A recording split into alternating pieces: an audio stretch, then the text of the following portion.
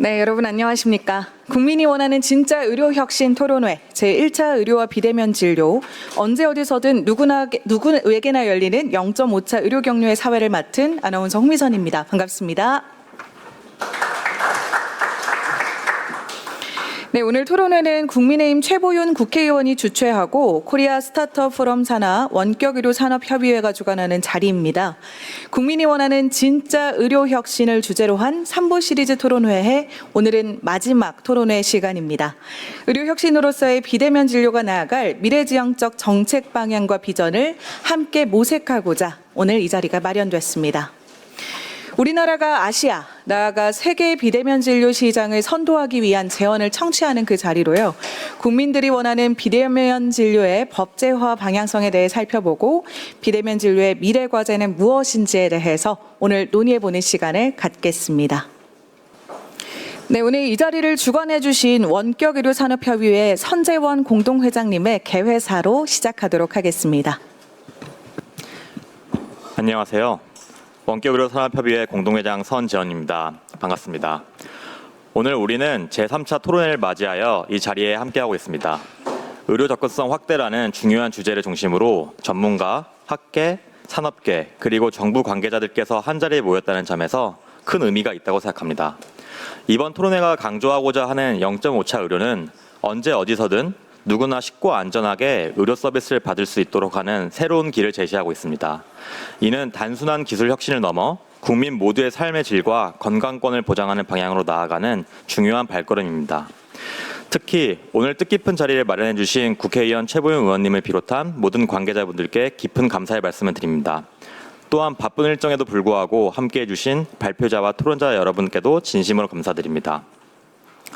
우리 원격의료산업협의회는 원격의료와 디지털 헬스케어가 국민의 의료 사각지대를 해소하고 보다 공평하고 효율적인 의료 시스템으로 발전하는 데 기여할 수 있도록 최선을 다할 것입니다.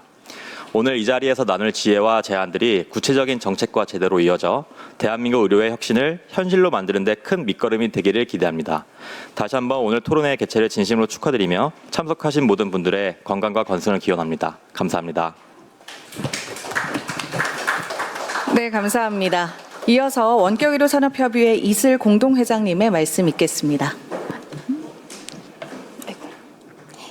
네, 안녕하십니까. 소개받은 원격의료산업협의회 공동회장 맡고 있는 닥터나우에서 대의정책 업무 맡고 있는 이슬이라고 합니다. 먼저 오늘 토론에 참석해 주신 모든 분들께 정말 감사드립니다. 그리고 바쁜 의정활동 중에서도 항상 저희 비대면 진료 가치에 공감하고 그리고 토론회 개최에 힘써주신 국민의힘 최보윤 의원님께 특별히 감사드립니다. 알고 계시겠지만 대한민국의 의료가 되게 큰 변화를 맞고 있습니다. 디지털 치료제의 등장이나 의료 데이터의 활용 확대 그리고 AI 기반 기술 발전 등이 의료인의 진료 방식과 병원의 시스템을 바꾸고 있기 때문인데요. 이 변화의 중심에 저희는 비대면 진료가 있다고 생각합니다. 오늘 토론의 주제는 선재원 회장님께서 말씀 주신 것처럼 언제 어디서든 누구에게나 열리는 0.5차 의료 경로를 주제로 하고 있습니다. 사실 비대면 진료의 현주소와 그리고 앞으로 나아가야 할 방향 모두를 함축하고 있는 단어라고 생각하는데요. 현재 비대면 진료는 아시겠지만 주로 1차 의료 현장에서 가벼운 증상에 대한 처방이나 만성질환의 지속적 관리 차원으로 활용이 되고 있습니다. 아직은 웨어러블 기기나 의료 마이데이터 등 주변 기술과의 연계는 활발하지는 못하고 이제 막 시작하고 있는 단계입니다. 즉 지금의 비대면 진료는 1차 의료의 전 단계이거나 아니면 1차 의료 사이에서 이루어지는 0.5차 의료에 가깝다고 저희는 진단을 좀 하고 있습니다. 하지만 비대면 진료가 앞으로 점차 언제 어디서든 누구에게나 활용 가능하게 열리게 되면 의료 현장이나 국민은 저희 그리고 또는 이 비대면 진료 쪽에 더 높은 품질과 다양한 활용을 요구하실 거라고 생각합니다. 그러한 요구는 당연히 혁신기술 개발로 이어질 거고 저마다 특화된 서비스가 등장해서 실제 의료 현장에서 의료인의 진료 행위를 보조하고 활용이 될 것입니다. 그때 비로소 국민이 조금 더 안전하고 편리하게 비대면 진료를 널리 이용하실 수 있을 거라고 생각합니다. 이를 위해서 저희는 무엇보다도 규제 불확실성이 빨리 해소돼야 된다고 생각하고 있습니다. 규제 불확실성은 민간의 혁신을 저해하고 민간의 혁신이 저해되면 국민이 체감하는 디지털 기반 의료 혁신도 실현되기 어렵다고 생각하기 때문입니다. 다행히 최근 국회와 정부가 비대면 진료의 정식 법제화 의료진들을 위해서 속도감 있게 논의를 이어가고 있는 점에 대해 굉장히 고무적으로 생각하고 또 감사하게 생각합니다. 오늘 이 자리도 그러한 일환으로 마련된 걸로 이해하고 있는데요. 저희 원격의료산업협의회는 앞으로도 비대면 진료 제도가 우리 의료 현실에 맞게 정착하도록 노력을 하겠습니다.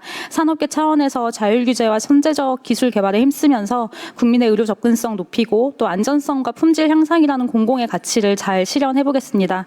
마지막으로 오늘 자리를 마련해 주신 최고위원 국회의원님께 다시 한번 감사드리며 바쁘신 와중에도 발표와 토론 맡아주신 발제자와 토론자 여러분께도 깊은 감사드립니다. 감사합니다. 네, 감사합니다. 다음은 이 자리를 주최해 주시고 국회 보건복지위원으로 기술과 데이터 기반 의료 혁신과 국민 의료 접근성 증진을 위해 적극적으로 의정 활동을 하고 계신 국민의힘 최보윤 국회의원님 말씀이 있겠습니다. 안녕하십니까. 국민의힘 국회의원 최보윤입니다. 먼저 바쁘신 일정에도 불구하고 국민이 원하는 진짜 의료혁신 제3차 토론에 함께해 주신 모든 분들께 진심으로 환영하며 감사의 말씀을 드립니다. 지난 1차, 2차 토론회를 통해 의료행위와 병원 시스템의 변화라는 두 축에서 국민이 원하는 진짜 의료혁신의 길을 함께 모색했습니다. 오늘 제3차 토론회에서는 의료 접근성, 특히 비대면 진료 제도화라는 중요한 주제를 논의하고자 합니다. 양질의 의료 서비스를 받는 것은 단순한 치료를 넘어서 누가 언제 어디서든 차별 없이 누려야 할 기본 권리라고 생각을 합니다. 그러나 거동이 불편한 어르신, 또 장애인, 또 의료 취약지에 사는 국민들에게는 병원은 여전히 멀고 높은 턱으로 남아 있습니다. 이 턱을 낮추는 열쇠가 바로 비대면 진료입니다. 저는 이것을 0.5차 의료, 생활 속에서 열리는 새로운 의료 접근의 길이라고 생각을 합니다. 이러한 절실한 국민적 요구에 부응해 저를 포함한 많은 여야 의원님들께서 비대면 진료 제도화를 위한 의료법 개정안을 발의했습니다.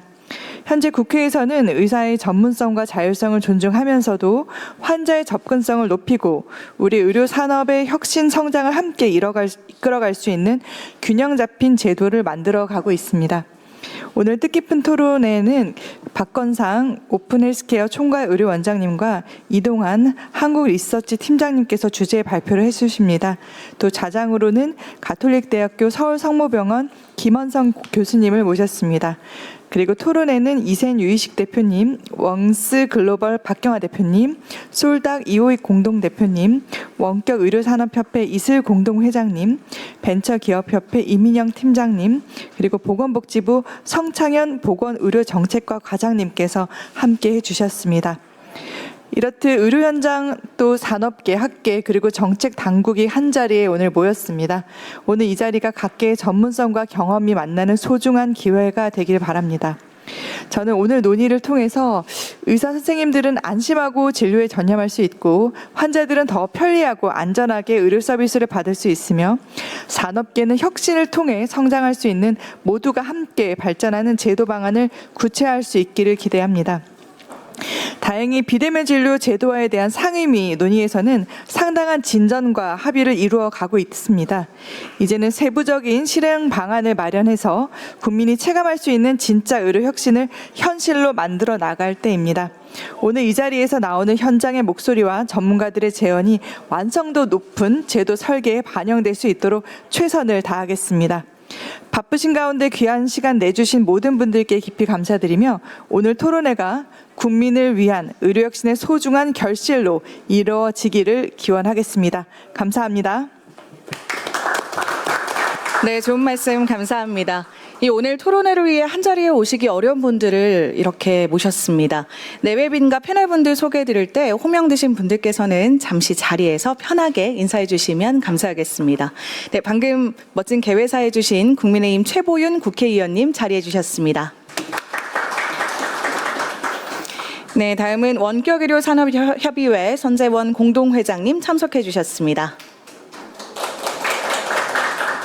네, 오늘 주제 발표 함께 해주시는 분들 소개해드리겠습니다. 한국원격의료학회 해외 진출 이사이시자 오픈헬스케어의 박건상 총괄의료원장님 참석해 주셨습니다. 네, 한국리서치 이동환 팀장님 함께 해주셨습니다.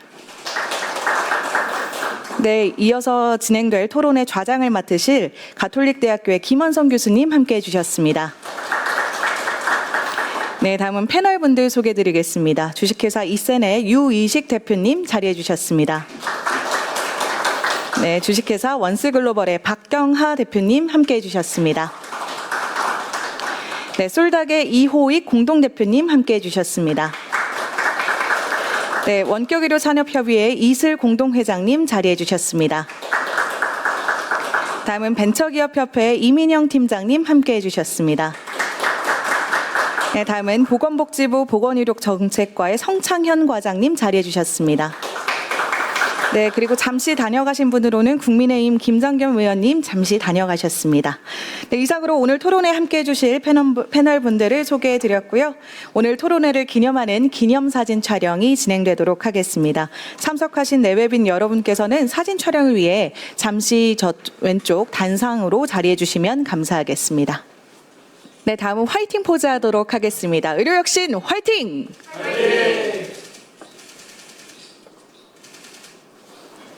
네, 기념사진 촬영에 협조해 주신 내외빈 여러분께 다시 한번 감사의 말씀을 드리겠습니다. 그럼 지금부터 첫 번째 주제 발표를 시작하도록 하겠습니다. 한국원격의료학회 해외 진출 이사를 맡고 계신 주식회사 오픈헬스케어의 박건상 총괄의료원장님께서 아시아 원격진료 시장 주도를 위한 제언이라는 주제로 발표해 주시겠습니다. 여러분, 발표 자료는 자료집 19쪽을 함께 참고해 주시면 되겠습니다. 여러분, 총괄의료원장님을 다시 한번 큰 박수로 맞아주시기 바랍니다.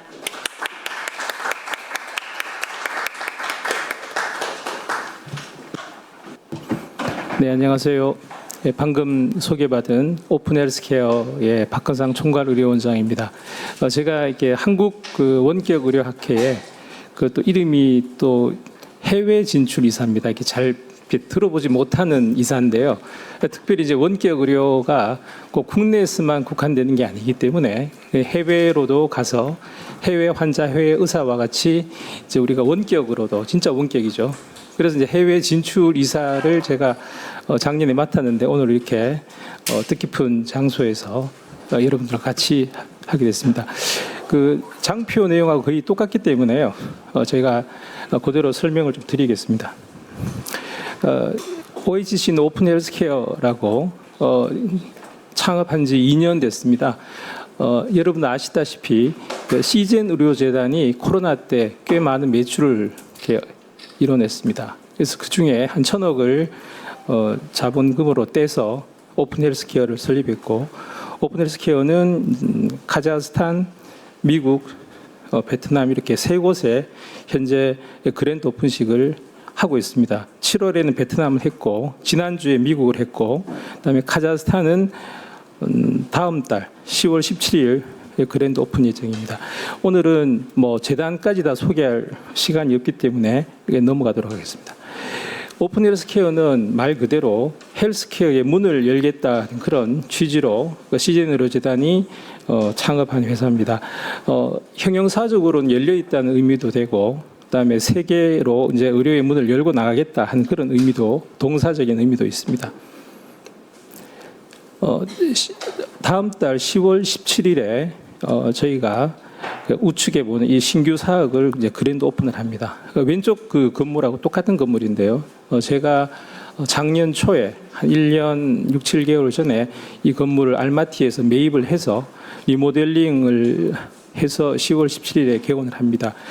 자세한 내용들은 그 유인물 참고하시고요. 이 내용이 약간 뭐 변화된 것도 있기 때문에 다음 장에서 설명드리겠습니다.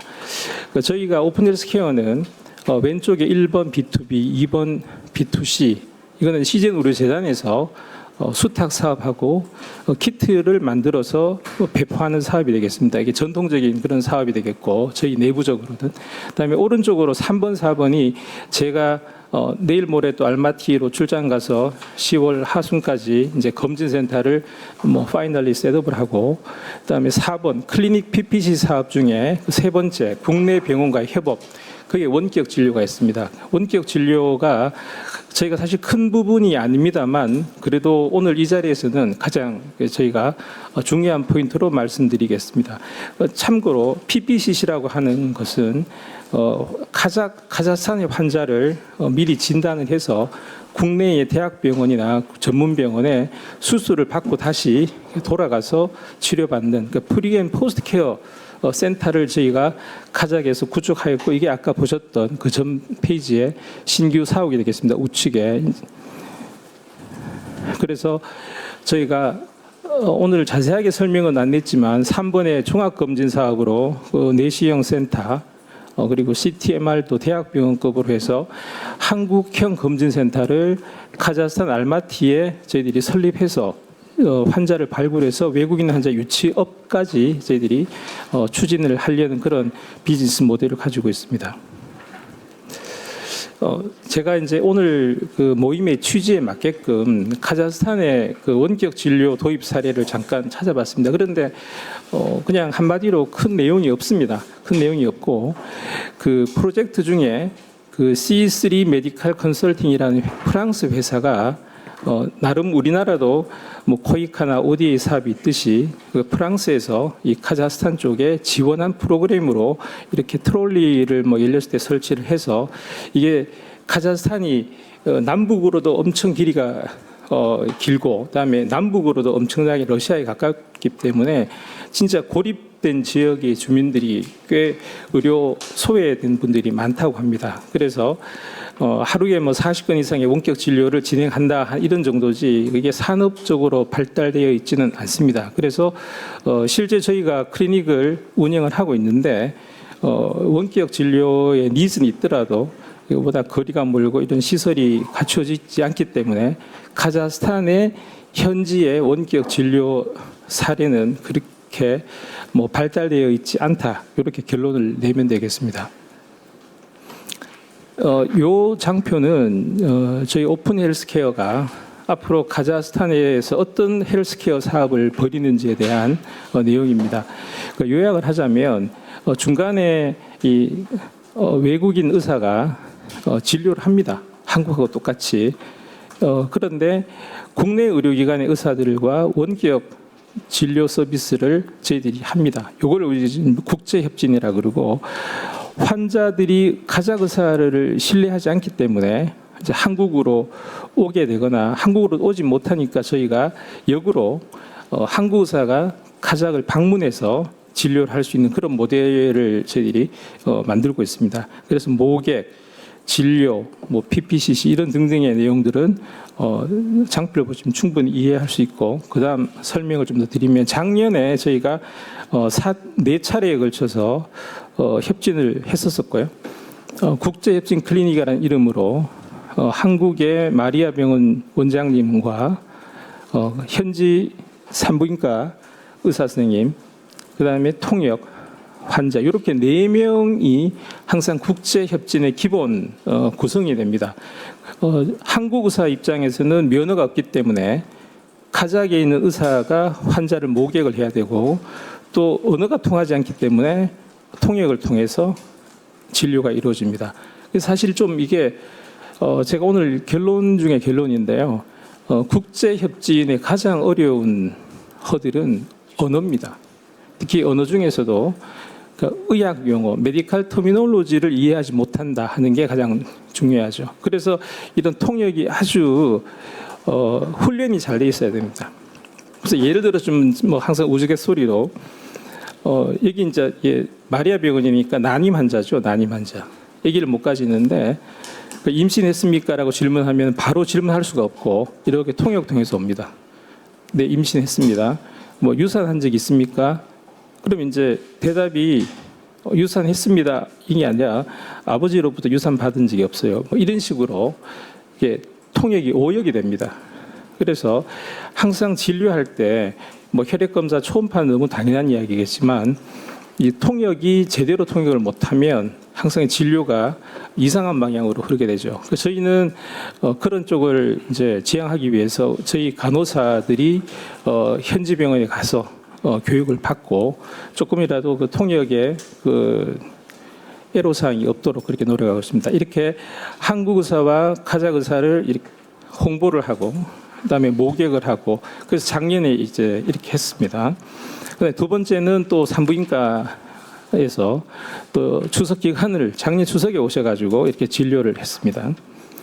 또 세 번째 사례는 대학병원에 분당재생병원의 내과 선생님께서 오셔서 이렇게 똑같습니다. 한국 의사, 카자흐 의사, 통역, 환자, 보호자 이런 형태로 국제 협진이 이제 이루어지고 있습니다. 그래서 한국에서 우리가 뭐 원격 진료를 하면 뭐 당연히 한국 의사, 한국 환자 이렇게 되지만 국제 협진 내지는 국제 원격 진료가 되려 그러면 현지 의사와 또 통역이 꼭 필요하다. 이렇게 해서 2명이 아니라 4명이 필요하다는 좀 이렇게 허들이 있습니다. 그래서 오늘 우리가 이제 법제화되기 힘든 그런 부분도 있고 여러 가지 이제 문제가 있음에도 불구하고 이게 이제 첫 발을 떼고 뭔가 법제화가 되면 좋은 게 저희가 해외 원격 진료도 이렇게 준비하고 있는 그런 민간 기업이 있다는 내용을 좀 알아두시고 저희가 투트랙으로 뭐 국내 원격 진료도 필요하지만 해외로 원격 진료도 좀 눈을 뜨면 좋지 않을까 이렇게 생각을 해봅니다. 그래서 지금 저희가 카자흐의 외국인 환자를 직접 보고 또 한국 의사를 이제 대신해서 거기서 접수를 받을 수 있는 의사를 16명 카자흐스탄 의사를 채용을 했습니다. 카자흐스탄 의사를 채용해서 그 과에 따라서 같이 한국 의사들하고 매칭을 하려고 합니다. 그래서 현재 아까 보여드렸던 것은 1차, 2차, 3차, 4차 작년인데 올해 이제 5, 6, 7, 8, 9, 10 해서 현재 13차까지 진행됐습니다. 바로 며칠 전에 피부 쪽으로도 피부 미용 쪽으로도 했는데 이번에 10월 16일 날 이대 서울 목동병원, 그다음에 10월 말에 분당차병원, 삼성서울병원, 강석해병원 이런 식으로 현재 연말까지 20차까지 저희들이 준비를 하고 있습니다. 그래서 향후 이런 국내 넘버원 의료진들이 해외에 소개가 되고 해외 소개된 다음에서 외국인 환자가 한국으로 들어오는 소위 말하는 외국인 환자 유치업 에 아주 적절한 모델로 저희들이 준비를 하고 있고 이게 바로 이제 뭐 외화 획득을 하고 제가 뭐 농담 삼아 저희 동기들에게 뭐 난 앞으로 의사라 부르지 마라 뭐 저는 수출 역군이다 뭐 이렇게 농담 삼아 이야기도 하는데 저도 내과 의사로서 실제 한국의 많은 의료진들을 해외로 모시고 가서 소개를 하고 앉아서 외국인 환자를 기다리지 않고 직접 이렇게 1년에 한 번 내지 2번 정도는 알마티에 스스로를 소개할 수 있는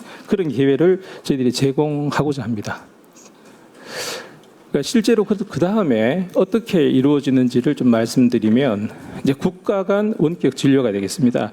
그 왼쪽에 그 카자흐스탄 산부인과 의사하고 불임 부부입니다. 불임 부부가 여기 수지 마리아 병원에 아까 제1차, 제1호 저희 산부인과 의사신데 원장님과 이제 국제 원격 진료를 하고 있습니다. 저희 우리 오픈 헬스케어 직원이 되고요. 이렇게 3자가 지금 중계를 하고 있고 카자흐에 있는 난임 환자와 산부인과 의사가 국내에 산부인과 우리 전문의 하고 상담을 해서 한국으로 올 수 있는 이게 국가 간 원격 진료의 사례가 되겠습니다. 자, 그런데 제일 중요한 게 이게 사실 보이지는 않지만 이게 통역이 한 명씩 다 있습니다.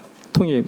그다음에 오른쪽에도 사진을 보시면 국내 모 전문 신경외과 병원인데 그 원장님과 그쪽 그 가장 현지의 환자하고 이렇게 원격 진료를 합니다.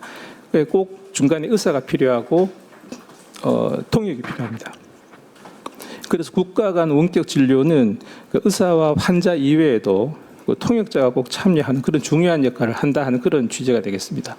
그래서 제가 오늘 이제 그 제목이 좀 거창합니다. 뭐 아시아의 뭐 원격 진료 시장을 주도한다라고 했는데 그러니까 실제 그 시스템적으로 잘 준비를 하면 우리 국내의 IT 시스템하고 같이 엮이면 그 시너지가 날 수 있고 오히려 이 그 외국인 환자 유치업의 새로운 또 좀 뭐랄까요? 뭐 새로운 모델이라기보다는 좀 더 증폭시킬 수 있는 그런 내용이 될 거고 저희가 오픈 헬스케어가 그 장안동 사거리에 이번에 그 CJ 노르재단 신사옥에 옮겼습니다. 근데 거기에 국제 원격 진료실이라는 것을 두고 위에는 코디네이터실이고 아래 같이 이게 지금 아직 오픈을 안 한 상태입니다. 이게 큰 모니터가 있고 이제 탁자 뭐 그렇게 해서 한국의 그 원격 의료를 할 수 있는 그런 의사 선생님들을 모시고 좀 더 플랫폼 서비스를 할 수 있도록 저희들이 준비를 하고 있습니다. 그래서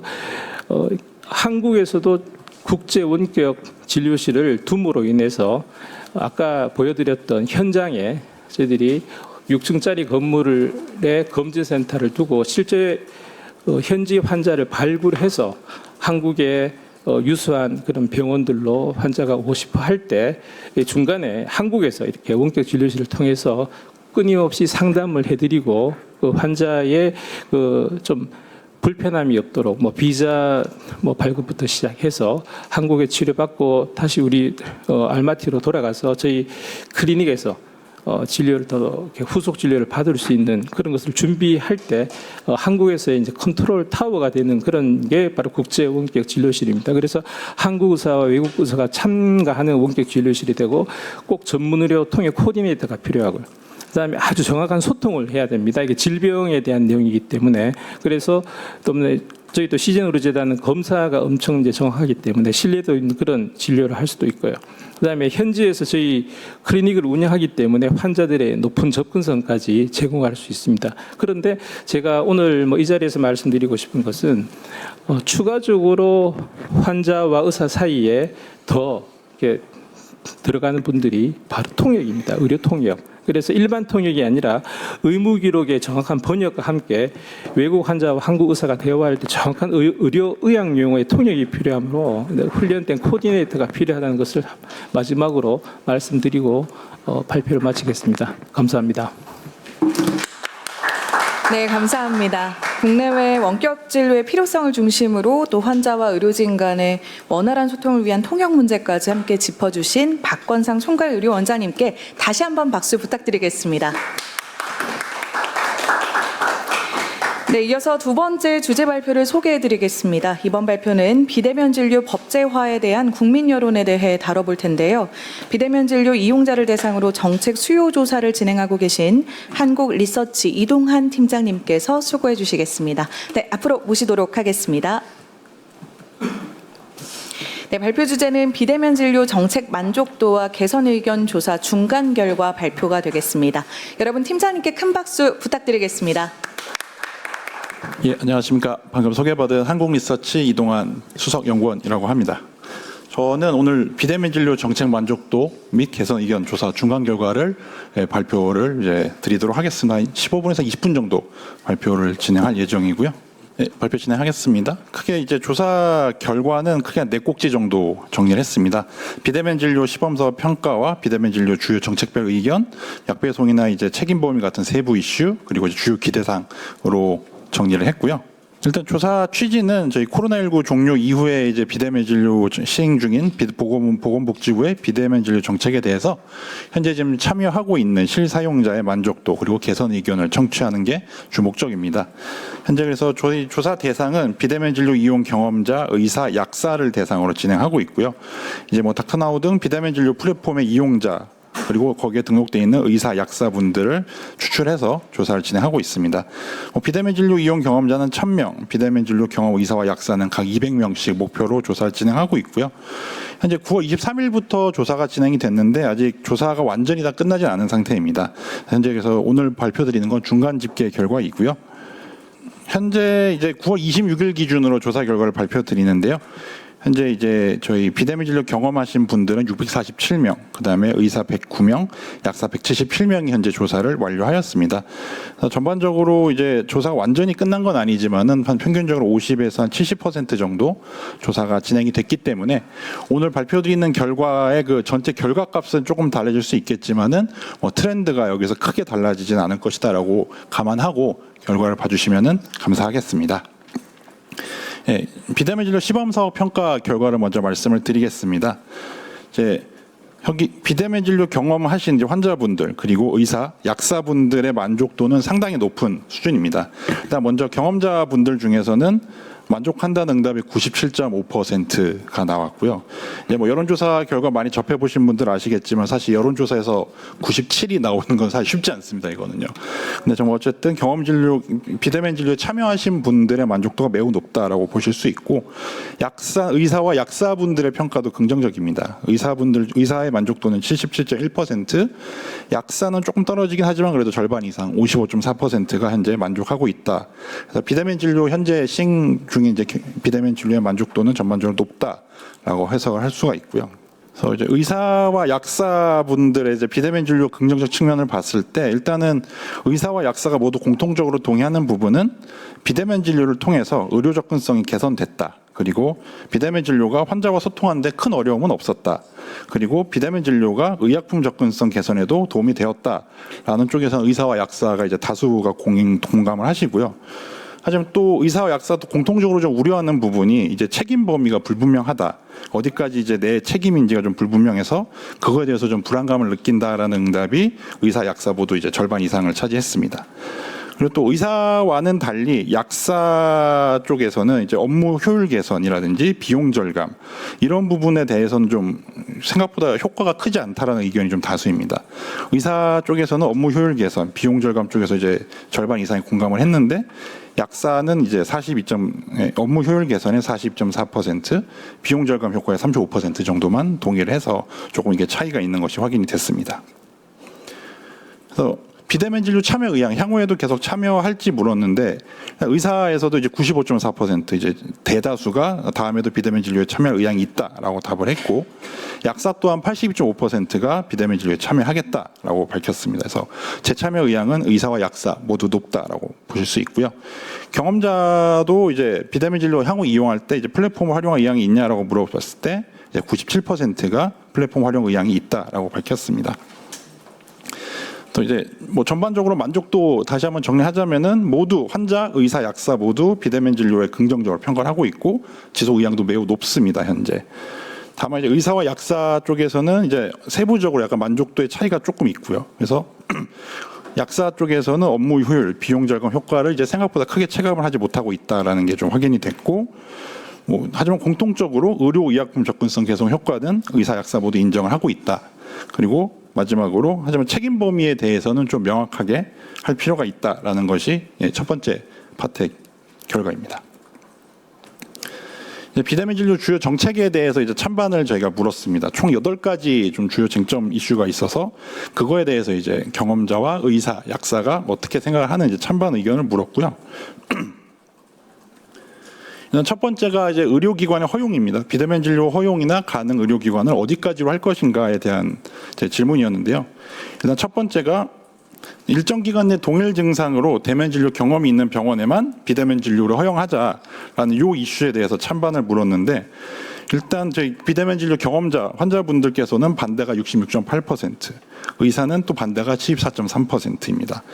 반대 의견이 좀 높은 거죠. 약사 쪽에서는 이제 찬반이 좀 약간 엇갈리는 모습이고요. 두 번째, 비대면 진료는 이제 의원급을 하자, 의원급을 원칙으로 하고 병원급 비대면 진료는 좀 예외 사항으로 두자라는 이 이슈에 대해서는 일단 의사 쪽에서는 찬성이 높습니다. 89%가 찬성을 했고요.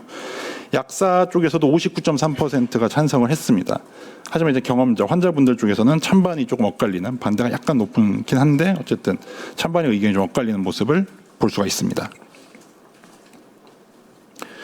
두 번째는 이제 공공 플랫폼에 관한 얘기입니다. 처방전 전송 공공 플랫폼을 도입하는 것, 그다음에 공적 전자 처방전 전달 시스템을 구축하는 것인데요.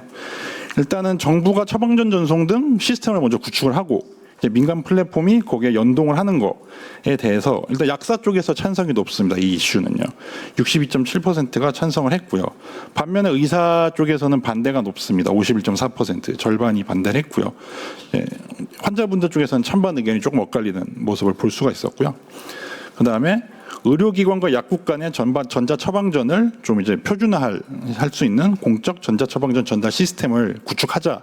이 이슈에 대해서도 약사 쪽에서는 찬성이 높습니다. 73%가 찬성을 했고, 이거는 이제 환자분들도 찬성률이 높습니다. 60.5%.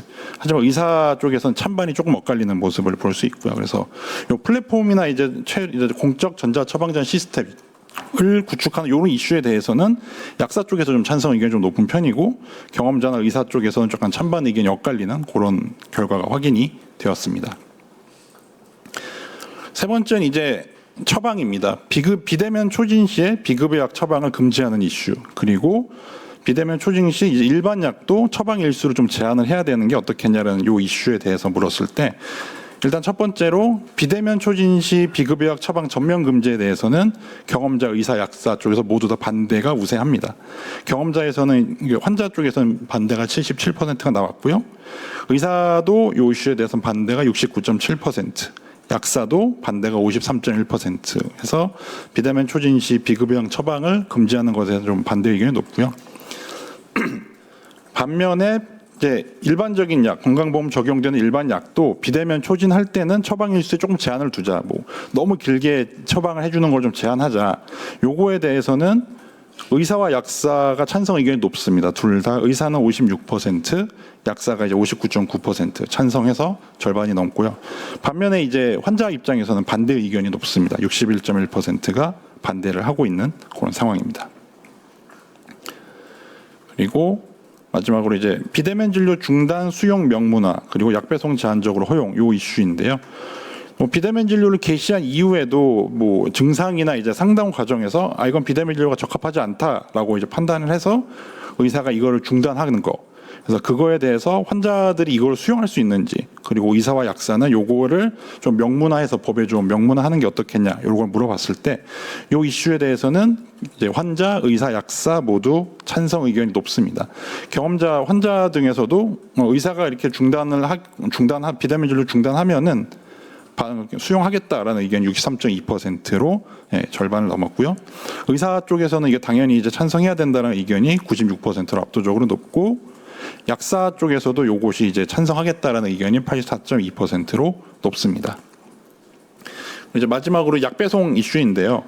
이제 지금도 현재도 약 배송이 지금 제한적으로 이루어지고 있는데 이거를 이제 법제화 이후에도 좀 제한을 하자, 좀 약 배송을 제한적으로 뭐 허용하자 요 이슈에 대해서 일단 의사와 약사 쪽에서는 찬성 의견이 높고요. 의사는 55%가 찬성을 하고 있고 약사는 63.3%가 찬성을 하고 있습니다. 하지만 이제 경험자, 환자 입장에서는 찬반 의견이 조금 엇갈리는 그런 양상을 볼 수가 있습니다. 이렇게 총 8가지 정책을 비교를 해봤는데요. 지금 제가 뭐 설명을 드리긴 했지만은 여기서 이제 제가 반대는 빨간색으로 찬성은 파란색으로 표시를 했는데 이 8가지 이슈 중에서 경험자, 의사, 약사 이 이해 당사자라고 볼 수 있는 이 세 그룹의 의견이 일치하는 것이 2가지밖에 없습니다. 비급여약 비대면 초진 처방 금지에는 다 한 목소리로 반대를 하고 있고 비대면 진료 중단을 수용하거나 명문화하는 거에 대해서는 또 동의한다는 의견이 높습니다. 나머지 6가지 이슈에 대해서는 경험자, 의사, 약사의 의견들이 다 조금씩 다른 상황이에요. 그래서 뭐 비대면 진료 허용 병원 제한에 대해서는 경험자나 의사가 반대를 하지만 약사는 찬반이 좀 엇갈리는 모습이고 비대면 진료를 이제 의원급으로 한정하는 이슈에 대해서는 이제 의사와 약사 쪽에서는 찬성을 하지만은 이제 환자 쪽에서는 좀 반대 의견이 조금 높은 상황이고요. 이런 공공 플랫폼 도입에 대해서는 약사 쪽에서는 찬성이 높지만은 의사 쪽에서는 이렇게 찬반이 조금 엇갈리고 있고 경험자 쪽에서도 마찬가지로 이제 찬반 의견이 조금 갈리는 모습인 것 같고요. 비대면 초진 이제 처방일수 제한 이슈에 대해서 의사와 약사 쪽에서는 찬성이 높지만은 경험자 쪽에서는 반대 의견이 높고 약 배송 허용하는 거에 대해서도 의사 약사는 좀 찬성이 제한적으로 허용하는 것도 의사 약사는 찬성이 높지만 경험자 쪽에서는 반대가 높습니다. 세부 정책별 결과를 비교했을 때 이제 전체적으로 합의가 되는 사안이 상당히 제한적이다라는 게 일단 확인이 되고요. 특히 뭐 환자나 이제 의약사 쪽에서는 이제 접근성이나 이제 안전성, 시각 차이가 좀 확인이 돼서 환자는 이제 어쨌든 약도 좀 처방을 좀 길게 해줬으면 좋겠다. 이런 것들 좀 다 이제 바라고 있는 반면에 의사나 약사 쪽에서는 아무래도 안전성이 중요하기 때문에 처방일수 제한을 좀 하자 이런 이슈가 좀 이쪽에 좀 찬성 의견이 높은 상황이고요. 플랫폼에 대해서는 약사 쪽에서는 공공 플랫폼 구축에 대해서 찬성 의견이 높지만 의사 쪽에서는 조금 이제 그런 의견이 뜨뜻미지근한 그런 상황입니다. 그래서 이제 나중에 이제 정책을 조율하거나 이제 법제화를 할 때 이런 이해관계자들의 의견을 어떻게 수렴하고 그 차이를 좁힐지가 좀 주요 이슈가 될 수 있다라고 판단이 되고요. 뭐 약배송이나 책임 범위 등 세부 이슈를 좀 한 번 더 살펴봤습니다. 이제 약 배송이 지금 제한적으로 되기 때문에 비대면 진료 하더라도 환자분들은 약국에 직접 방문해야 되는 상황인데요. 실제 그 경험 과정에 대해서 물었을 때 67.1%는 이제 약국에 전화를 해서 조제 가능 여부를 확인을 해야 되기 때문에 그 과정에서 조금 불편했다라고 답을 했고요. 또한 절반 이상은 약국까지 이제 스스로 가고 대기하는 시간, 이것이 좀 부담이 된다.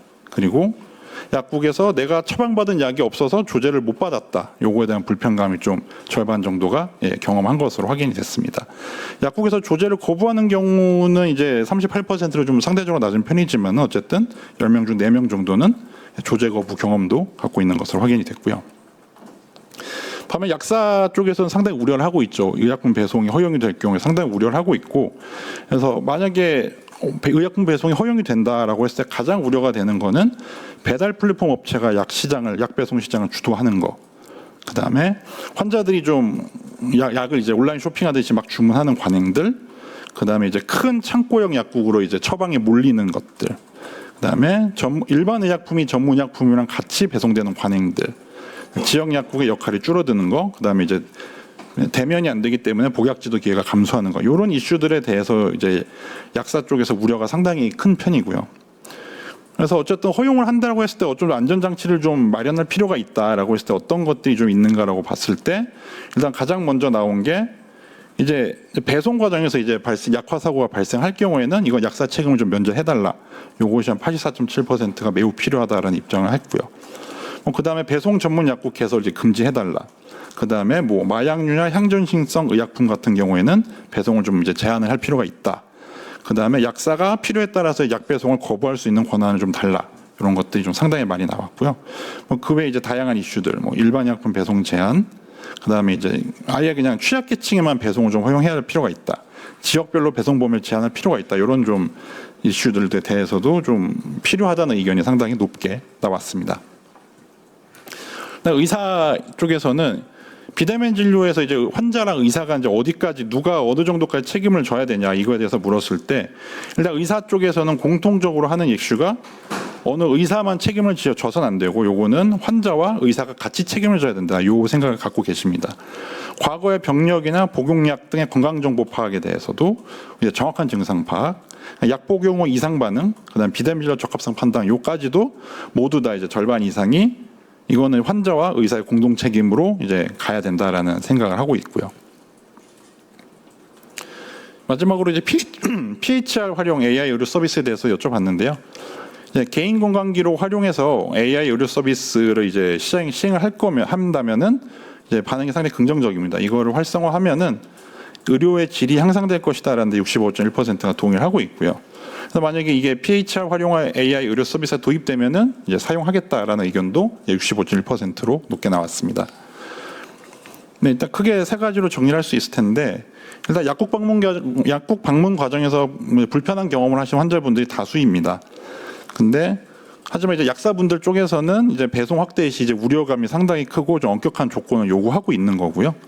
그다음에 의사 쪽에서는 공동 책임 의식, 환자와 이제 의사가 같이 공동으로 비대면 진료에 참여하고 책임을 져야 된다는 입장이 있고 이런 PHR 활용 AI 의료 서비스에 대해서는 이제 긍정적으로 평가를 하고 있다. 이 정도로 정리를 할 수 있습니다.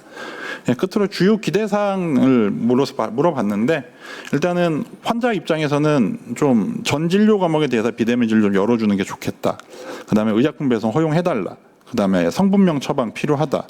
그다음에 초진 허용 대상 범위가 좀 늘어나야 된다. 뭐 이런 비대면 진료 시 처방 가능 약품 범위를 좀 명확하게 해달라. 이런 것들이 좀 이제 정부 국회에게 바라는 주요 정책으로 확인이 됐고요. 의사 쪽에서는 이제 의료사고 책임 시 보상 기준이 좀 마련이 돼야 된다. 그리고 건강보험 수가 체계 현실화돼야 되고 의사 판단하에 초진 범위 좀 늘려달라. 그다음에 의약품 배송 허용해달라. 이제 비대면 진료 시 처방 가능한 약품 명확하게 해달라. 이런 이슈들이 나왔고. 약사 쪽에서 가장 지금 도입해야 되는 게 이제 성분명 처방이 나왔습니다. 아마 오늘 관련 토론회가 또 같은 시간에 있는 걸로 알고 있는데 성분명 처방을 좀 허용해달라는 게 약사 쪽에서 가장 많이 나왔고요. 대형 약국 쏠림 방지 필요하다. 공공 비대면 진료 플랫폼 구축해달라. 그리고 비대면 진료 관련 의료사고 책임 보상 기준 필요하다. 그다음에 이런 처방 가능 약품 범위 좀 제한해달라. 이런 이슈가 나왔고요. 플랫폼에 기대하는 역할도 물어봤는데요. 일단 경험자 같은 경우에는 비용 정보를 좀 명확하게 안내해달라라는 게 52.4%로 가장 높게 나왔고, 뭐 예약이나 접속 출처 간편함, 뭐 적절한 의사 추천, 개인정보 진료기록 보안 관리, 이런 뭐 배송 현황 파악 가능한 시스템 정도 이런 것들이 나왔고요. 의사와 약사는 사실 비슷합니다. 일단 불편 사항 발생 시 좀 신속하게 응대할 필요가 있겠다. 그다음에 예약이나 접속 절차를 좀 간편하게 해달라. 그리고 개인정보와 진료기록 보안 관리가 좀 필요하다. 이렇게 세 개가 이제 가장 메인으로 나왔습니다. 이제 전체적인 결과를 정리를 하자면은 일단 비대면 진료 만족도 상당히 높게 나왔습니다. 높고 다만 세부 이슈별로는 지금 이해 당사자 간 의견이 상당히 다르기 때문에 이런 합의가 좀 도출이 돼야 되고 좀 의견 정리가 좀 필요하다라는 게 전체 결과를 현재까지 전체 결과를 정리하는 기준이 될 것 같습니다. 하여튼 그리고 약품 수령 이슈가 있는데요. 어쨌든 환자가 어쨌든 약국 방문 수령 과정에서 불편이 있긴 하지만 약사 쪽에서 요거에 대한 좀 우려나 좀 대보안 마련 시급한 상황이기 때문에 요거에 대한 좀 기준 마련이 좀 필요할 것 같고요. 뭐 의사는 이제 환자와 의사 간의 이제 공동 책임 필요성을 좀 강조하고 있다. 이런 것들이 현재까지 나온 전체 결과를 요약을 할 수 있을 것 같습니다. 그래서 뭐 아직 조사가 완전히 끝난 건 아니지만은 뭐 그래서 세부 결과는 이제 다 달라질 수는 있겠지만은 어떤 이러한 트렌드, 이런 흐름은 크게 달라지진 않을 걸로 판단이 되고 있고요. 그래서 세부 결과가 이제 추석 이후에 나오면 아마 다시 한번 결과를 정리해서 알릴 수 있는 기회가 있을 걸로 판단이 됩니다. 이것으로 발표를 마치겠습니다. 감사합니다. 네, 이동환 팀장님 감사드립니다. 오늘 실제 비대면 진료를 이용하는 국민들과 의학사들이 원하는 비대면 진료의 정책 비교 그리고 다양한 인식에 대해서 알기 쉽게 설명 주셨습니다.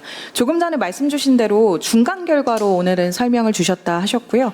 최종 자료 배포는 연휴 이후에 별도의 보도 자료로 추가 배포한다고 하십니다. 네, 여러분 다시 한번 큰 박수 부탁드리겠습니다. 네, 지금부터는 비대면 진료 플랫폼, 벤처업계, 헬스케어업계 각 관련 분야 전문가분들과 함께하는 패널 토론이 있겠습니다. 오늘 토론의 좌장은 한국보건정보통계학회 빅데이터 임상활용연구회 회장을 역임하고 계시는 가톨릭대학교 의료정보학교실 및 서울성모병원 내분비내과 김헌성 교수님께서 맡아주시겠습니다. 제가 조금 더 자세한 소개를 드리면요. 네, 저희 교수님께서는 의료정보학 분야에서의 정보통신기술의 의료적 활용뿐 아니라 의료 빅데이터의 올바른 임상 적용에 깊은 관심을 갖고 빅데이터 임상 활용 연구회 등 다양한 학술 활동을 통해서 활발한 연구와 논의를 이어오고 계십니다. 네, 그럼 여러분 큰 박수로 맞아주시고요. 저는 이 자리에서 마이크를 교수님께 넘기도록 하겠습니다. 네, 소개 감사드립니다. 가톨릭대학교 서울성모병원의 김원성이고요. 일단은 여기에 초청을 해주신 저희 원격의료 산업협의회에 깊은 감사 인사를 드립니다. 일단 좀 딱딱하지 않게 좀 진행을 하려고 하고요. 사실 뭐 비대면 진료에 대한 이슈 너무 오래됐고 그리고 뭐 더 할 얘기가 있냐라는 말도 나올 정도라서 아마 사실 뭐 저도 여기 올 때 뭐 앞에 의협 회장님들도 계시고 그러던데 되게 분위기가 항상 죄 지은 것처럼 무겁습니다. 뭐 잘못한 것도 아닌데. 그래서 오늘은 조금 좀 편안하게 좀 진행을 해보려 하고 있고요. 그리고 일단 6분의 토론자분들을 모시고 저희가 이제 1시간 동안 진행을 할 예정인데 제가 맨 처음에 토론자의 명단 봤을 때는 사실은 제가 이 좌장 섭외를 받았을 때 제가 이게 되게 그 싸움을 잘 붙이거든요. 이간질 위주로 잘 붙여서 그렇게 한번 해볼까 했는데 아마 다 찬성하시는 분들 위주로 오신 것 같아서 아마 좀 최대한 그 발표는 짧게 해주시는 걸로 제가 부탁을 드리고요. 그리고 우리 5분 정도 미만으로 부탁을 드리고 나머지는 여기 기자분들이나 이제 플로어 분들께서 좀 질문, 뭐 좀 너무 그 식상하지 않은 뭐 그런 질문들 위주로 좀 해주시면 뭐 거의 지금 거의 다 이제 비대면 진료도 거의 끝물에 온 것 같습니다. 그래서 아마 조금 많은 정보 얻어가시고 또 기사로 쓸만한 뭐 그런 자극적인 내용도 있도록 저희가 한번 잘 조율을 해보도록 하겠습니다. 아까 6분의 토론자분들에 대해서 소개는 다 이미 진행이 됐으니까요. 일단 저희가 첫 번째 토론자 우리 이센의 유이식 대표님 먼저 데이터 드라이브는 의료진 부담 경감이라는 주제를 가지고 오셨습니다. 예, 부탁드리겠습니다. 앉아서 하셔도 될 것 같은데. 예. 가셔도 앉아서 하시죠. 토론이니까. 예. 예. 5분 미만으로 부탁드리겠습니다. 네, 안녕하십니까. 이센 대표 유의식입니다. 이 자리에 이렇게 같이 좋은 이야기들 나눌 수 있게 해주셔서 감사하고요. 저희는 데이터 드리븐 의료진 부담 경감이고요. 사실은 비대면 진료 입장에서 보면 저희가 찬성하는 입장이기도 하지만 의료진 중심으로 좀 가야 되지 않나 하는 입장이 저희가 좀 큽니다. 저희가 회사를 설립할 때 의사분들께서 태어나면 환자, 사랑하는 환자, 내가 치료한 환자가 내 손을 떠나서 아무것도 못 해준다는 데 초점을 두고 있었고요. 저렇게 무릎 위아래로 웨어러블 트래커를 착용하고 걸으면 신체 기능을 확인해서 환자들에게 보여주고, 그리고 의료진도 그걸 보고 진료, 진단, 예후 보면서 돌봐주는 데 초점을 두고 있습니다. 집에 가서 재활 운동도 하실 수 있게 해놨고요. 지금 현재 홍릉 강서특구에서 의료진의 관심이 눈과 데이터로 전달될 수 있게 비대면 진료를 하고 있었고, 실제로 뇌졸중 환자들에게 해봤더니 처치나 보톡스 후에 시술 결과를 확인하거나 출혈이나 통증 경과 후에 처방약 변경하는 거, 그리고 환자와 보호자들이 처음으로 당하는 뇌졸중이다 보니 불안과 합병증에 대한 상담이 꽤 많습니다. 그리고 실제로 저희가 제일 중요하게 생각하는 회복 상태의 모니터링이 비대면 진료에서 데이터로 의료진에게 전달이 돼야 되는데, 이렇게 계속 꾸준히 증가하고 있는 뇌졸중 환자들에게 필요한 것은 환자들이 데이터를 모으지 못하고 병원에 오지 못하고 집에서 어떻게 해야 되는지 모르기 때문입니다. 그래서 저희가 미리케어라는 시스템에서 뇌질 환자 전담해서 비대면 진료 보조 시스템을 혈압, 혈당, 맥박, 신체 기능, 자가문진 이런 것들을 쭉 모아서 의료진에게 보여주고, 그걸 보면서 환자들을 진료할 수 있게 도와드리고 있습니다. 기본적으로 뇌졸중이다 보니까 대면 진료와 대면 진료 사이가 굉장히 텀이 깁니다. 하지만 의료진들은 일주일 내에 보고 싶은 거죠. 퇴원하고 나서 어떻게 됐는지 일주일 안에 봐야 되는데 몇 달이나 있어야 환자들이 병원에 올 수 있다는데 문제가 있습니다. 그래서 그 사이를 저희가 비대면 진료로 메워주겠다는 게 초점이었고요. 저렇게 무릎 위아래로 착용하고 걸으면 다양한 데이터로 얼마나 회복되는지를 확인할 수 있습니다. 실제로 65명에 대해서 해봤더니 원거리 환자의 진료 간격을 줄이는 건 당연하고, 그러면서 환자들이 훨씬 좋아집니다. 그리고 걷는 것에 대해서도, 그리고 먼 거리에서 왔다 갔다 하는 것도 한 번에 23만 원 정도 환자들이 절약할 수 있고요. 환자분들이 아프신 분들이 대부분 잘 사시는 분들은 아니라서 23만 원이 꽤 큰 돈입니다. 그리고 IoT 기반으로 신체 기능 평가를 해보면 저렇게 쭉 어떻게 되는지, 잘 회복되고 있는지 확인을 할 수 있고요. 여기에서 보면 신체 기능에서 아랫부분에 이제 수술 전에 아랫부분에 있던 분들이 포진해 있었는데 이 시스템을 사용하고 나신 분들은 긍정적으로 우상향으로 올라갑니다. 그리고 아래쪽에 있었던 분들이 많이 없어지고요. 그래서 집에 가시는 분들에게 이런 시스템이 있다면 수능도가 높은 그룹이 더 빠른, 더 우수한 회복을 나타낼 수 있습니다. 환자분들과 의료진 분들도 굉장히 아까 조사하신 것처럼 일맥상통하게 굉장히 좋아하시고요. 잘 쓰십니다.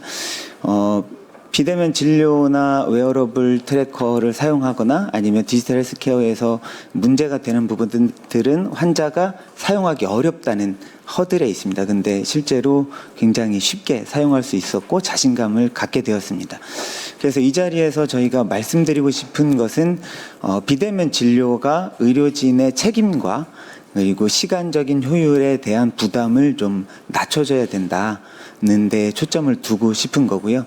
진료 위험과 책임 부담을 완화해 주기 위해서는 일상의 데이터가 의료진에게 진료할 때 제공돼야 된다는 부분이 있습니다. 그러려면 이해 관계자별로 정부에서는 규제 샌드박스나 특별한 위험한 것들에 대해서는 안전하게 테스트할 수 있게 도와줘야 되고, 의료계에서는 임상 가이드라인도 개발하고, 그리고 질환별로 표준 진료 지침에도 비대면 진료나 데이터의 활용에 대해서 반영할 필요가 있다고 생각합니다.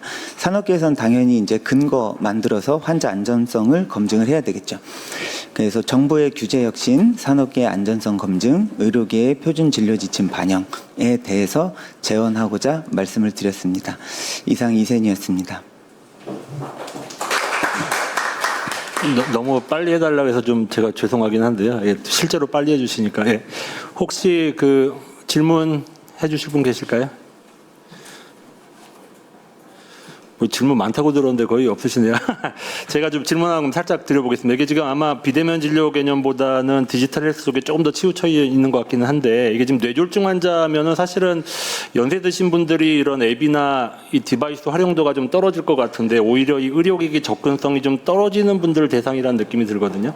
그러니까 사실은 그런 의미로 가면은 비대면 진료로 연결을 짓는 것보다 지금 원격 협진 뭐 그런 개념의 요양원 쪽에 조금 더 그 비즈니스 모델이 있지는 않을까요? 그 개인 병원 개인 모델로 가면 조금 그 허들이 좀 많이 있을 것 같은 느낌이 드는데. 네, 그러니까 지금은 뇌졸중 환자 하면서 제일 중요하게 의사 선생님들 생각하셨던 건 혈압 추이를 보는 거더라고요. 그 뇌졸중이었는데도 불구하고. 그래서 혈압, 혈당, 맥박, 그다음에 치료한 부위의 사진, 이런 모든 데이터들이 하나로 돼서 가면, 물론 이제 디지털 헬스케어도 되겠지만 비대면 진료에서 가장 중요한 초점이 될 테고요. 요양병원이나 뭐 원격 협진이나 이런 부분들도 필요하긴 하겠지만, 데이터를 일상에서 모아서 진료받을 때 의료진에게 제공한다는 차원에서는 조금 더 네. 병원, 하나의 병원에 오리엔티드 되는 게 좋을 것 같습니다. 지금 솔닥 대표, 이의식 대표님, 이게 지금 우리 이의식 대표님이 말씀해주신 거 보면 정말 좋은 디지털 헬스케어 플랫폼이잖아요. 그러면 이제 사실은 이제 플랫폼을 만드셔야 되는 거죠. 그러면 지금 솔닥의 비대면 진료 플랫폼하고 나중에 연결이 되려면 경쟁이 되지 않나요? 요게 좀 가볍게 하려고 그러는데 자꾸 무겁게 돼. 가볍게 여쭤보는 겁니다.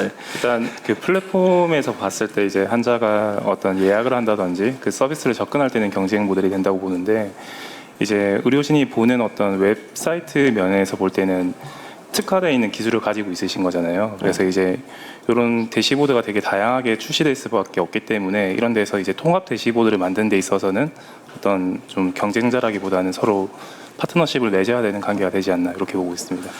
네, 잘 안 넘어오는데요. 다음 두 번째 분부터 다시 이야기 들어보면서 아마 한 분 한 분 발표하고 저희가 지금 최대한 짧게 해서 6분의 토론자분들 끝나시고 다 통합적으로 다시 질문 한번 드려볼 시간 가질 테니까, 아마 청중에 계신 분들께서도 질문하실 거 미리 생각해 주시면 좋을 것 같습니다. 다음에는 우리 원스글로벌의 박경화 대표님이시고요. 원격 진료, 원격 모니터링을 활용하여 수집하는 사용자 데이터와 통합 돌봄이라는 내용으로 토론 주제를 해주시겠습니다. 부탁드릴게요.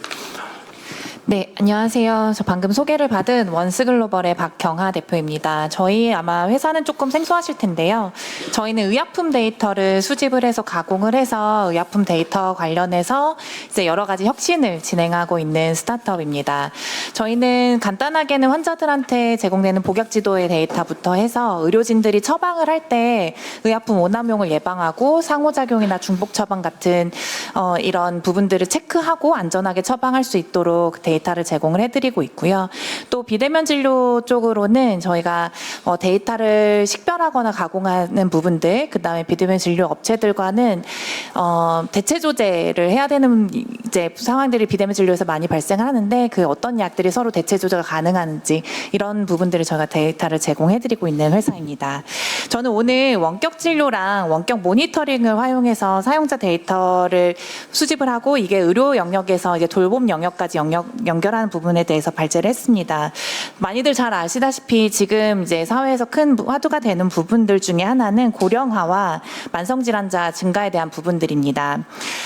그래서 근데 이제 고령화 만성질환자가 늘어나면서 의료비도 늘어난다, 뭐 이런 부분들이 계속 얘기가 되고 있는데요.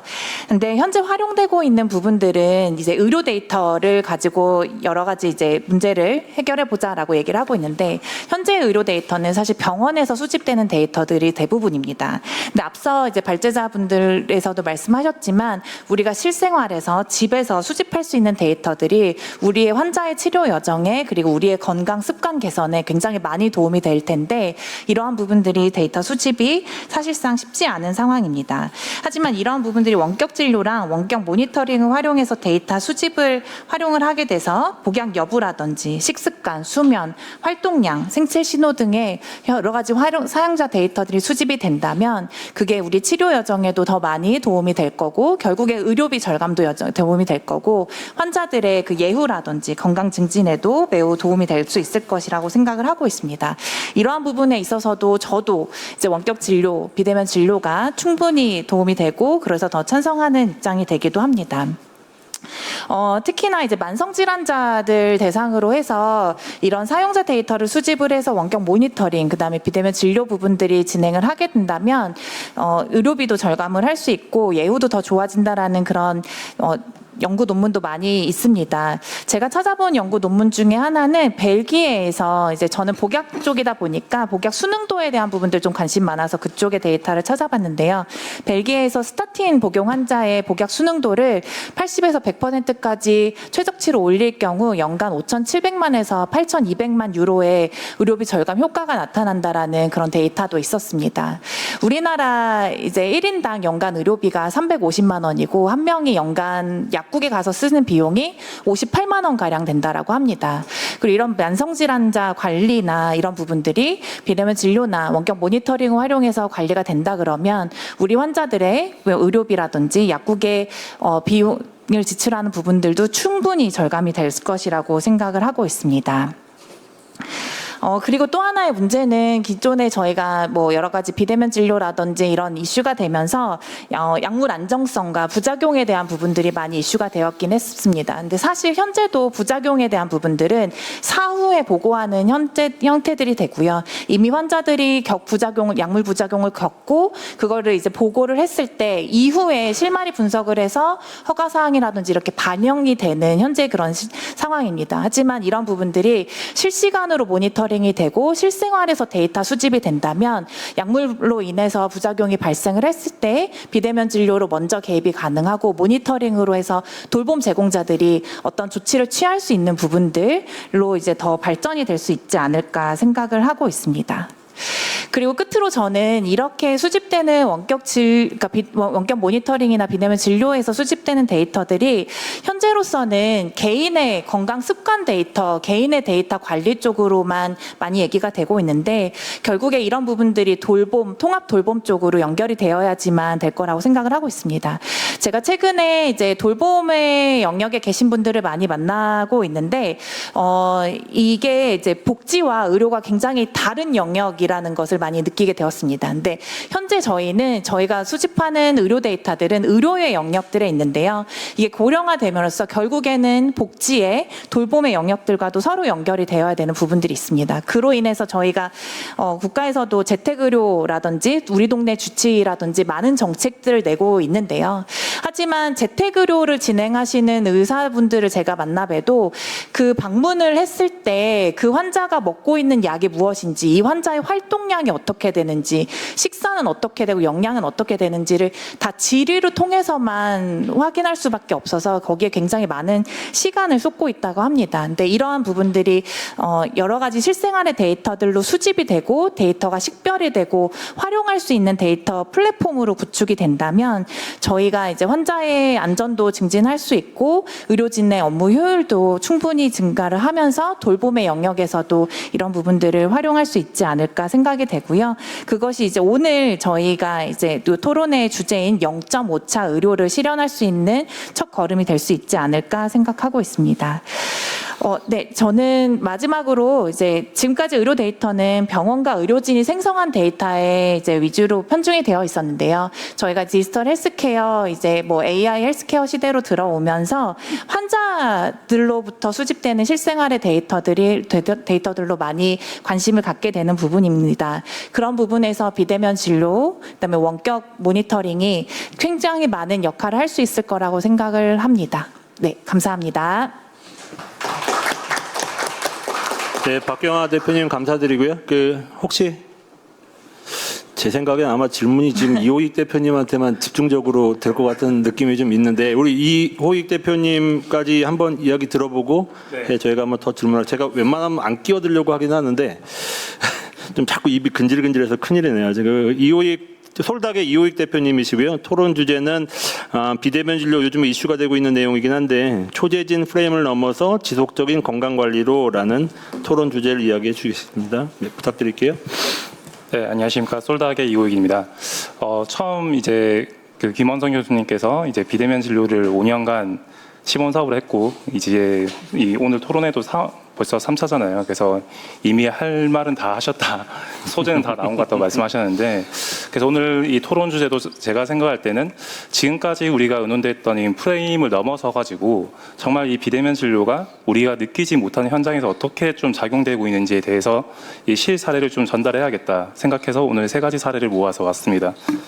그래서 이제 코로나19 그 발병 이후에 지난 5년간 의료 현장과 원격 진료 스타트업을 제가 운영을 많이 해왔는데 큰 변화를 직접 계속 체감을 해왔습니다. 그래서 초기에는 병원을 방문을 할 수 없기 때문에 내가 어떤 약을 타야 되고, 그렇기 때문에 병원 예약에 포커싱이 되다 보니까 어떤 제반 시설 없이 약 배송이라든지 자기가 어떤 약을 타야 되는데 기준점이 됐었거든요.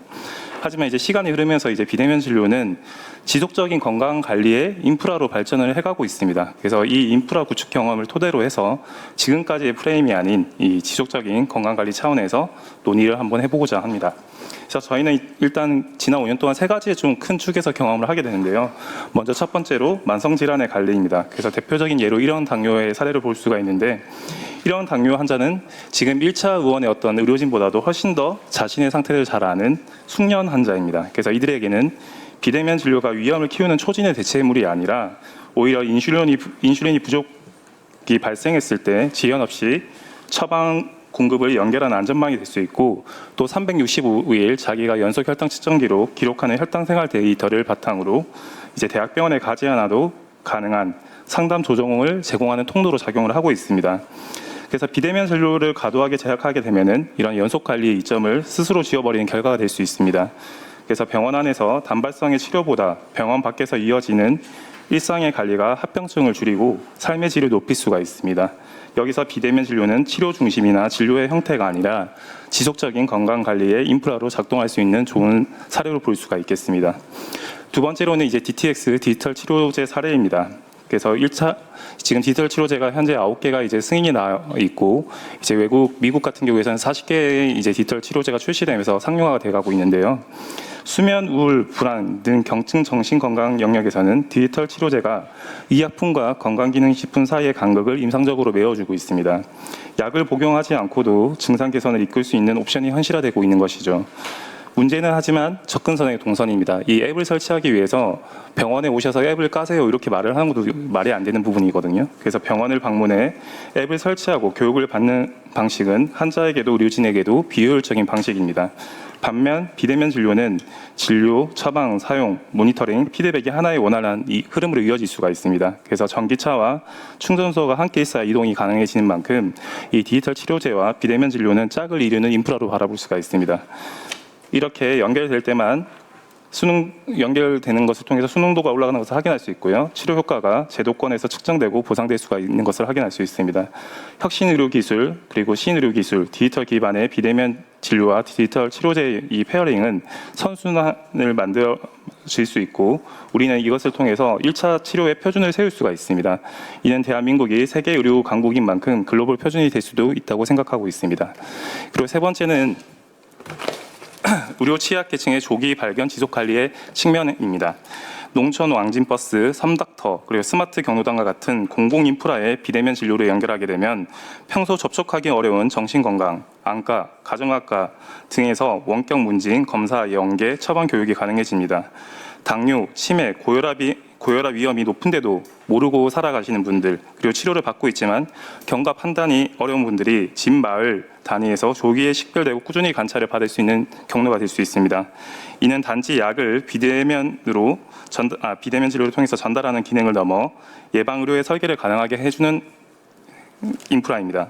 합병증과 불필요한 입원 감소는 곧 건강보험 재정의 건전성으로 기결됩니다. 취약계층일수록 대면만이 안전하다는 추상적 원칙보다는 도달 가능한 방식의 연속 관리가 더 큰 안정을 제공할 수 있다고 생각합니다. 비대면 진료는 치료의 형태가 아니라 국민을 위한 지속적인 건강관리의 인프라입니다. 초재진을 구분은 안전을 위한 최소 장치로 존중하되 그것이 지속적인 건강관리의 발목을 잡는 규범이 되어서는 안 됩니다. 디지털 치료제와 만성질환 관리, 취약계층의 조기 발견, 질환 조기 발견이라는 3가지 축은 비대면 진료를 통해서 지금 빠르게 구축할 수 있습니다. 국회와 정부가 관리 중심의 제도 설계를 뒷받침해 주신다면 현장은 즉시 응답할 준비가 되어 있음을 말씀드립니다. 감사합니다. 이호익 공동대표님 감사드리고요. 질의가 있으실 것 같은데 이쯤 되면 정말 이게 비대면 진료가 이제 더 할 게 없나 봅니다. 이렇게 질문들이 없으셔서 고개를 끄덕이시는 분도 있으신데 그러면 취지에 어긋나고요. 그러면 제가 어쩔 수 없이 또 드려야 될 것 같긴 한데 일단은 말씀 주신 이 세 가지 꼭지 저는 격하게 공감하거든요. 일단 기본적으로 이번에 그 건보 데이터에서 나온 거에도 그 소아과 제일 많았던 이 비대면 진료 건수 1위가 그 소아과 기관지염으로 나왔고 2위, 3위가 이제 고혈압하고 당뇨병이 나왔거든요. 그러니까 사실은 만성 질환의 관리에 있어서 뭐 우리가 자꾸 초진 뭐 너무 위험한 거 아니냐, 책임 소지 아니냐 뭐 이런 입장에서 봤을 때 만성 질환 관리에 대해서는 저도 공감을 합니다. 근데 두 가지 이슈에서 한번 답은 없습니다. 답은 없는데 두 가지 측면에서 한번 여쭤보고 싶으면 첫 번째는 이제 디지털 치료제, 이제 디지털 의료기기라는 표현을 많이 쓰는데 이게 연결이 결국은 되면 사실 지금 솔닥이든 닥터나우든 이 플랫폼이 굉장히 좋은 역할을 가지고 있다고 판단은 드는데 사실은 이런 디지털 의료기기가 연동이 결국 돼야 되잖아요. 그러니까 사실은 박경화 대표님이나 유식 대표님이 하시는 일이 굉장히 중요하다고 생각을 하는데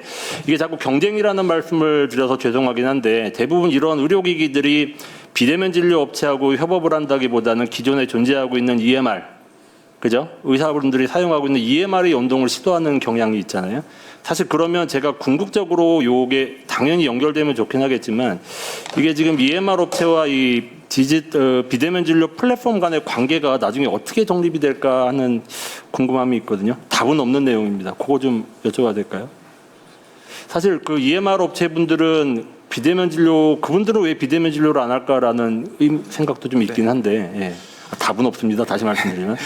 일단 뭐 개인적인 의견에서 디지털 의료기기와 기존 대면 진료의 EMR의 어떤 연동에 있어서 그 니즈가 좀 주는 부분은 환자가 일단 병원에 방문을 하게 되면 어떤 환자의 데이터를 의존한다기보다는 원내에서 어떤 그 데이터를 다 측정하려는 아직 성향이 강하게 남아 있다 보니까 외부에서의 그 의료기기를 통한 데이터에 대한 판독이라든지 그런 신뢰도에 대해서 의료진들이 아직 불신의 문제가 있는 것 같습니다. 그러다 보니까 그 니즈가 높지 않기 때문에 어떤 의료기기가 그 방향성을 잘 못 찾고 있었다고 저는 생각을 하긴 해요. 그 디지털 의료기기가 이제 대면 진료의 EMR을 두드려야 의료진들한테 이 데이터를 전달할 수 있을 것 같은데 의료진들이 봤을 때는 이 데이터는 우리가 병원에서 다 측정할 수 있는데 왜 제공을 해야 되지? 이런 어떤 상충되는 어떤 결과로 이어진 것 같고요.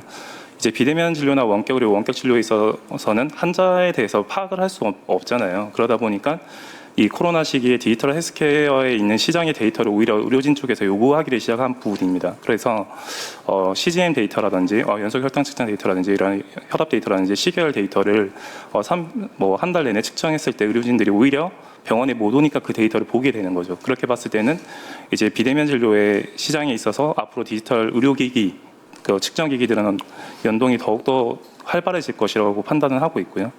이제 디지털 치료제와 EMR의 연결 관계에 있어서 똑같은 얘기가 될 수 있는데 디지털 치료제가 대면 진료의 의료진 선에서 봤을 때는 의약품을 처방하고 있는 대면 진료의 의료진에 있어서 과연 이 디지털 치료제가 처방의 값으로 고려될 수가 있을까라고 생각해 봤을 때는 좀 비약하다고 보고 있습니다. 왜냐하면 훨씬 더 치료값이 높은 강의 치료를 진행하고 있는데 어떤 중이나 약의 어떤 치료값을 제공한다는 게 이제 이상하다고 판단할 수 있거든요. 그렇게 봤을 때는 이제 디지털 치료제가 아직 내가 병원을 가야 되나, 일단 우울증이 있는데 약을 먹어야 되나 이런 어떤 고민거리에 있는 환자들에게 좀 좋은 옵션이 될 수 있을 거라 보고 있는데요.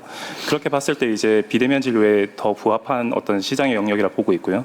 이 이제 6주간의 어떤 인지행동 치료, 10주간의 인지행동 치료에 대한 데이터를 또 의료진들은 볼 수 없기 때문에 그게 이제 지금의 EMR이라든지 뭐 비대면 진료 플랫폼들이 구축하고 있는 어떤 대시보드라든지 그런 데 연동돼서 의료진들에게 보여준다면은 훨씬 더 좋은 치료 평가를 낼 수 있지 않을까 생각하고 있습니다.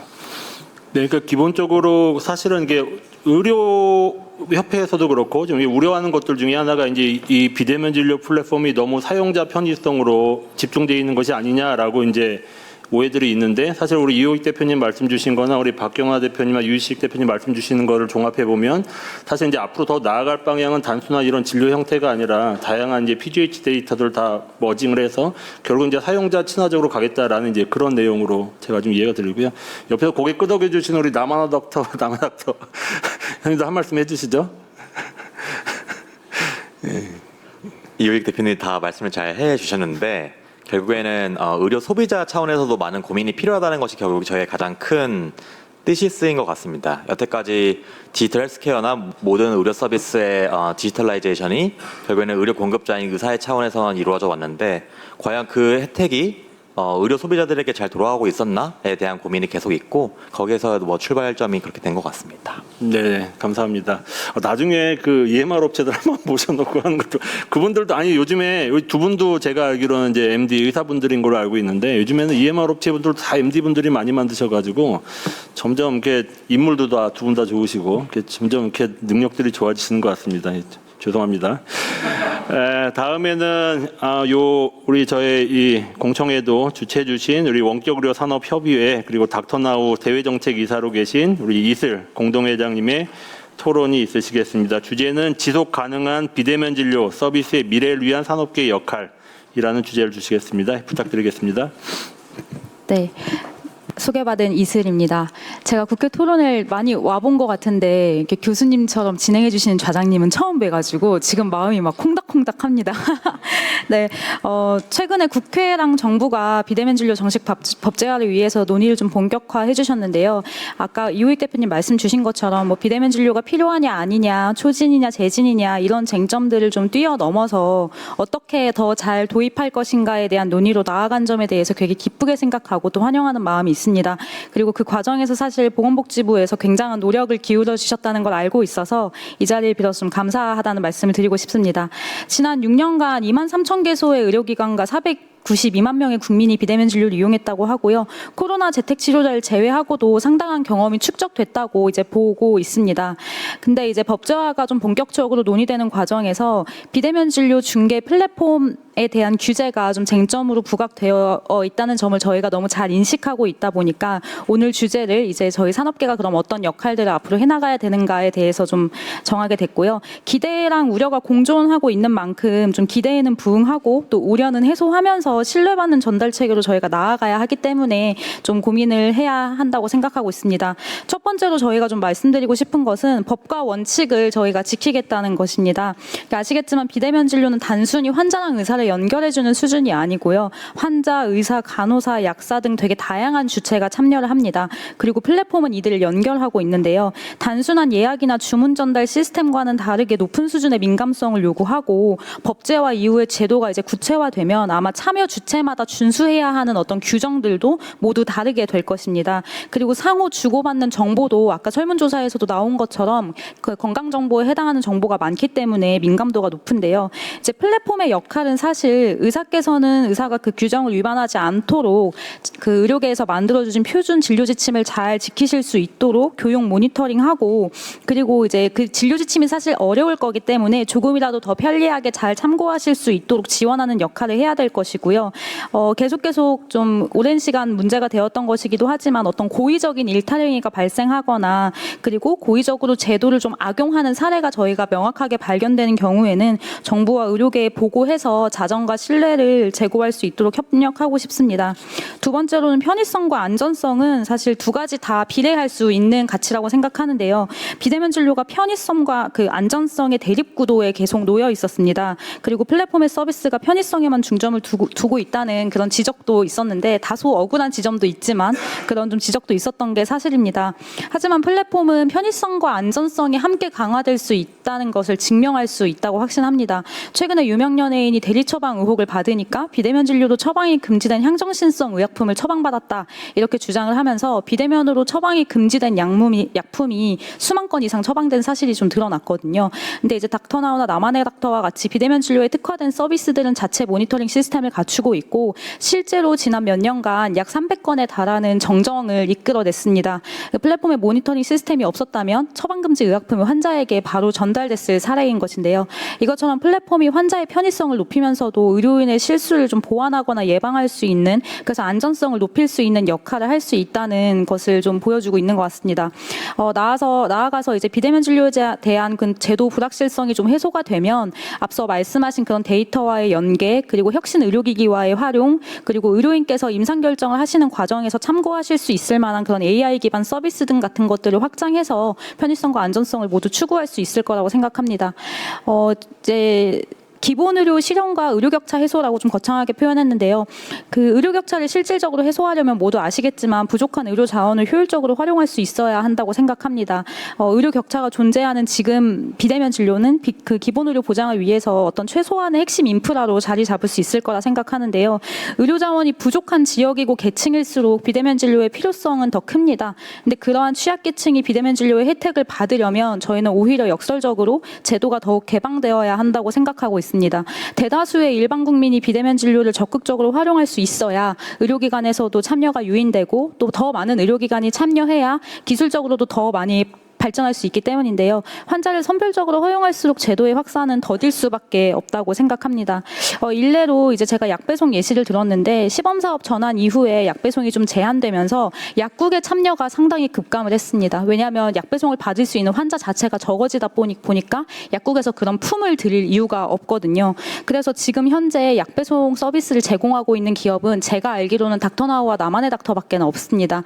아마 많은 장애인분들 그리고 많은 선벽지 거주자분들께서 제가 이 약을 배송받을 수 있을까요?를 전화로 물어보고 거절당하는 경험을 계속 반복하고 계실 것 같거든요. 그래서 이런 사례들을 좀 참고해서 비대면 진료가 조금 더 개방적으로 허용이 되는 것이 오히려 의료 격차 해소에 도움이 된다는 말씀 드리고 싶었고요. 닥터나우 데이터를 좀 보면 비대면 진료에 참여한 의료기관이 상당히 많고 그중에 전문의도 굉장히 많습니다. 그 여러 연구 조사에 나온 것처럼 좀 위험도는 낮고 그리고 상대적으로 수요는 많은 1차 진료 중심으로 잘 시행이 되고 있는데요. 이용 환자가 1년 내에 비대면 진료를 다시 이용한 비율은 40.9%였고 3번 이상 비대면 진료를 이용한 환자의 절반 이상이 동일한 의사를 선택하는 경향을 보였습니다.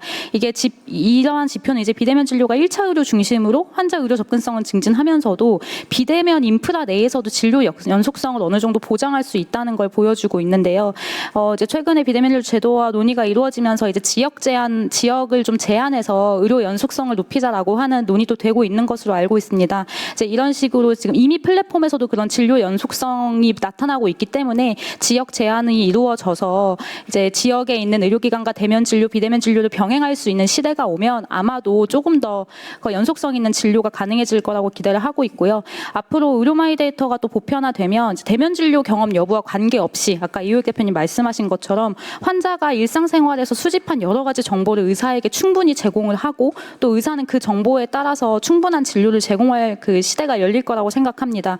그리고 저희 같은 플랫폼은 그런 데이터들을 표준화하고 그리고 상호 의료기관, 환자 간의 교류를 촉진하면서 환자의 주권도 높이고 그리고 의료인의 데이터 활용도도 높일 것이라고 생각을 합니다. 이제 플랫폼이 이 과정에서 데이터 활용이랑 의료의 디지털 전환을 촉진하고 또 환자의 참여도와 의사의 데이터 활용도를 높이기 위해서 부단한 노력을 기울여야겠다는 생각을 하고 있고요. 편의성과 안전성을 담보하기 위해서 저희가 해야 하는 역할이고 또 환자의 주권과 편익을 강화하기 위해서 해야 하는 노력이라고 생각합니다. 그리고 또 한편으로는 의료인께서 비대면 진료를 조금이라도 더 안전하고 그리고 또 연속성 있게 제공하실 수 있도록 성실하게 보조하기 위한 의지를 갖고 있어야 한다고 생각합니다. 이제 비대면 진료 법제화가 산업 성장과 국가 경쟁력 강화의 기회이기도 한데 아까 그 박건상 원장님께서 말씀 주신 것처럼 해외로의 진출 기회도 무궁무진하게 있는 만큼 국내의 제도가 잘 안착된다면 규제 불확실성이 제거가 되면서 이제 산업계도 조금 더 국내에만 매몰되지 않고 여러 가지 기술 개발을 더불어서 좀 국위를 선양할 수 있을까 기대를 좀 할 수 있을 거란 기대를 좀 하게 되고요. 이제 산업계가 플랫폼에 대한 지적과 우려가 굉장히 많이 있다는 점에 대해서 잘 인지하고 있고 그런 지적에 대해서 수용하고 개선하려는 의지를 갖고 있습니다. 그리고 기대되는 역할도 굉장히 있다는 것을 잘 알고 있어서 여러 가지 노력을 통해서 충실히 그런 역할들을 잘 수행하도록 하겠습니다. 그래서 정부와 국회에 저희가 성실하게 협력을 해서 국민이 안전하고 효과적으로 비대면 진료 이용할 수 있는 환경을 구축하고 나아가서 이제 한참 앞서가 있는 저 해외 서비스의 기술 수준을 저희가 빨리 따라잡아서 국가 경쟁력 제고에도 기여를 하겠습니다. 네, 감사합니다. 네, 혹시 닥터나우에도 질문이 없으실까요? 네네네. 예, 소속 이야기 해주시고요. 그리고 발표하시면 좋을 것 같습니다. 이찬종 기자라고 하는데요. 지금 같은 경우는 플랫폼의 편의성, 안전성 동시에 하면서 좀 이제 플랫폼이 신뢰도를 높이겠다라는 게 말씀을 요지였던 것 같아요. 근데 보면 이제 과거의 상황을 보면 이제 코로나19 팬데믹 당시에 보면 이제 여기 계신 뭐 다른 대표님들은 모범적으로 좀 지키는 쪽에 준비가 됐지만 이제 지금 폐업한 뭐 업체 하나가 이제 일반 의약품을 배송한다던가 의약품을 배송한다던가 아니면 뭐 한국에서 의약품을 해외에 배송할 수 있다라고 광고가 지금 약간 문제가 좀 플랫폼이 굉장한 케이스가 네네. 근데 이게 지금 어떻게 보면 여기서 좀 제시해 주신 어떤 안전성 장치라던가 이런 것들을 보면은 뭐 예를 들면 이미 정착되고 노하우가 갖추기가 필요하지만 비대면적으로 법제화가 되고 나면은 신규로 진입하는 어떤 이런 문제 갖추기 다시 등장하지 말라는 법이 없을 거거든요. 근데 이거에 대해서 좀 플랫폼 업계에서 그 원격으로 산업 혁신의 입장에 봤을 때 이거를 방법은 두 가지가 있을 것 같은데 자체 규약을 만들어서 국민들에게 자율적 가이드라인 주고 이걸 따라와 주시라고 요청하는 부분이 있고 혹은 아니면 이제 정부가 허가 인증제도를 시행해서 이 정도 기술을 따라와야 되고 그다음에 어떤 그 기준을 준수하지 못하면 너는 자격 박탈이야라는 그런 식의 반응을 할 것 같은데 이거 어떤 방향이 조금 더 마음에 드시고 아니면 한번 문제를 나올 수 있는가 좀 설명해 주시면 좋을 것 같아요. 되게 고민스러운 지점인데요. 사실 두 가지가 병행돼야 된다고 생각은 합니다. 왜냐하면 결국 정부에서 그 비대면 진료 플랫폼이나 서비스에 대해서 신고 그리고 나아가서 우수 서비스에 대한 인증제도 도입하시는 것에 대해 검토하는 걸로 알고 있는데요. 이제 사실 그런 어떤 가이드라인이나 규제들은 현장의 어떤 일탈이나 디테일을 다 담기는 어렵습니다. 그렇다 보니까 그런 정부에서 마련해 주시는 신고나 아마 뭐 운영 지침들은 그런 디테일한 사례를 다 담기는 어려울 걸로 생각을 하고 있어서 결국은 저희 원격의료 산업협의회처럼 산업계 단체가 조금 더 공신력을 갖고 자리를 매김해서 그런 자율규제 같은 것들을 마련해야 된다 생각하고 있고요. 제가 아는 사례 중에 하나는 그 PM 협회인가요? 그 퍼스널 모빌리티 협회가 있는데 그 있잖아요. 싱싱이 같은 거. 그거 이제 원래 그 법이나 규제에서는 속도 제한이 없는 걸로 알고 있습니다. 근데 그 협의회에서 자율 규제를 해서 그 협의회에 가입한 회원사들은 속도 제한을 건 걸로 알고 있어요. 그러니까 그런 식으로 법이나 규제에서 다 담지 못하더라도 저희가 자율적으로 규제할 수 있는 것들은 좀 나서서 좀 마련을 하고 그리고 지키는 방향으로 나아가는 게 건강하지 않을까 생각하고 있습니다. 네, 저도 추가 코멘트를 좀 드리도록 하겠습니다. 사실 그런 역할을 해야 되는 게 데이터의 역할이 아닐까 싶습니다. 그러니까 지금 저도 이제 여기에 계신 뭐 솔닥이나 닥터나우, 뭐 나만의 닥터들의 회사 외에 저희 데이터를 연동을 하면서 오히려 환자들한테 필요로 하는 데이터들을 많이 주려고 하시는 업체이거든요. 그러니까 뭐 이거는 구매하면 그냥 배송할 수 없는 전문 의약품이야, 일반 의약품이야, 이건 향정의 약이야, 뭐 오남용이 있는 약이야 이런 데이터들을 오히려 환자들한테 더 전달을 함으로써 그런 안전에 대한 내용들을 더 전달을 하게 되면 그런 이제 오남용에 대한 부분들, 위험성에 대한 부분들이 충분히 더 해소가 될 수 있지 않을까 생각을 하고요. 당시에 이제 코로나 시대 때에는 플랫폼이 이제 마구 생겨나면서 뭐 그런 부분들이 좀 어려웠지만 점점 이게 정착화되면서 그렇게 좀 바른 데이터를 제공을 하고 오히려 환자들이 조금 그 정보를 더 많이 얻어서 판단할 수 있게끔 하는 그런 역할들을 하고자 하시는 플랫폼사들이 이제 원격의료 산업협의회에 모였다고 생각을 해서 저도 같이 동참을 하게 된 부분들도 있습니다. 네, 답변이 되셨을까요?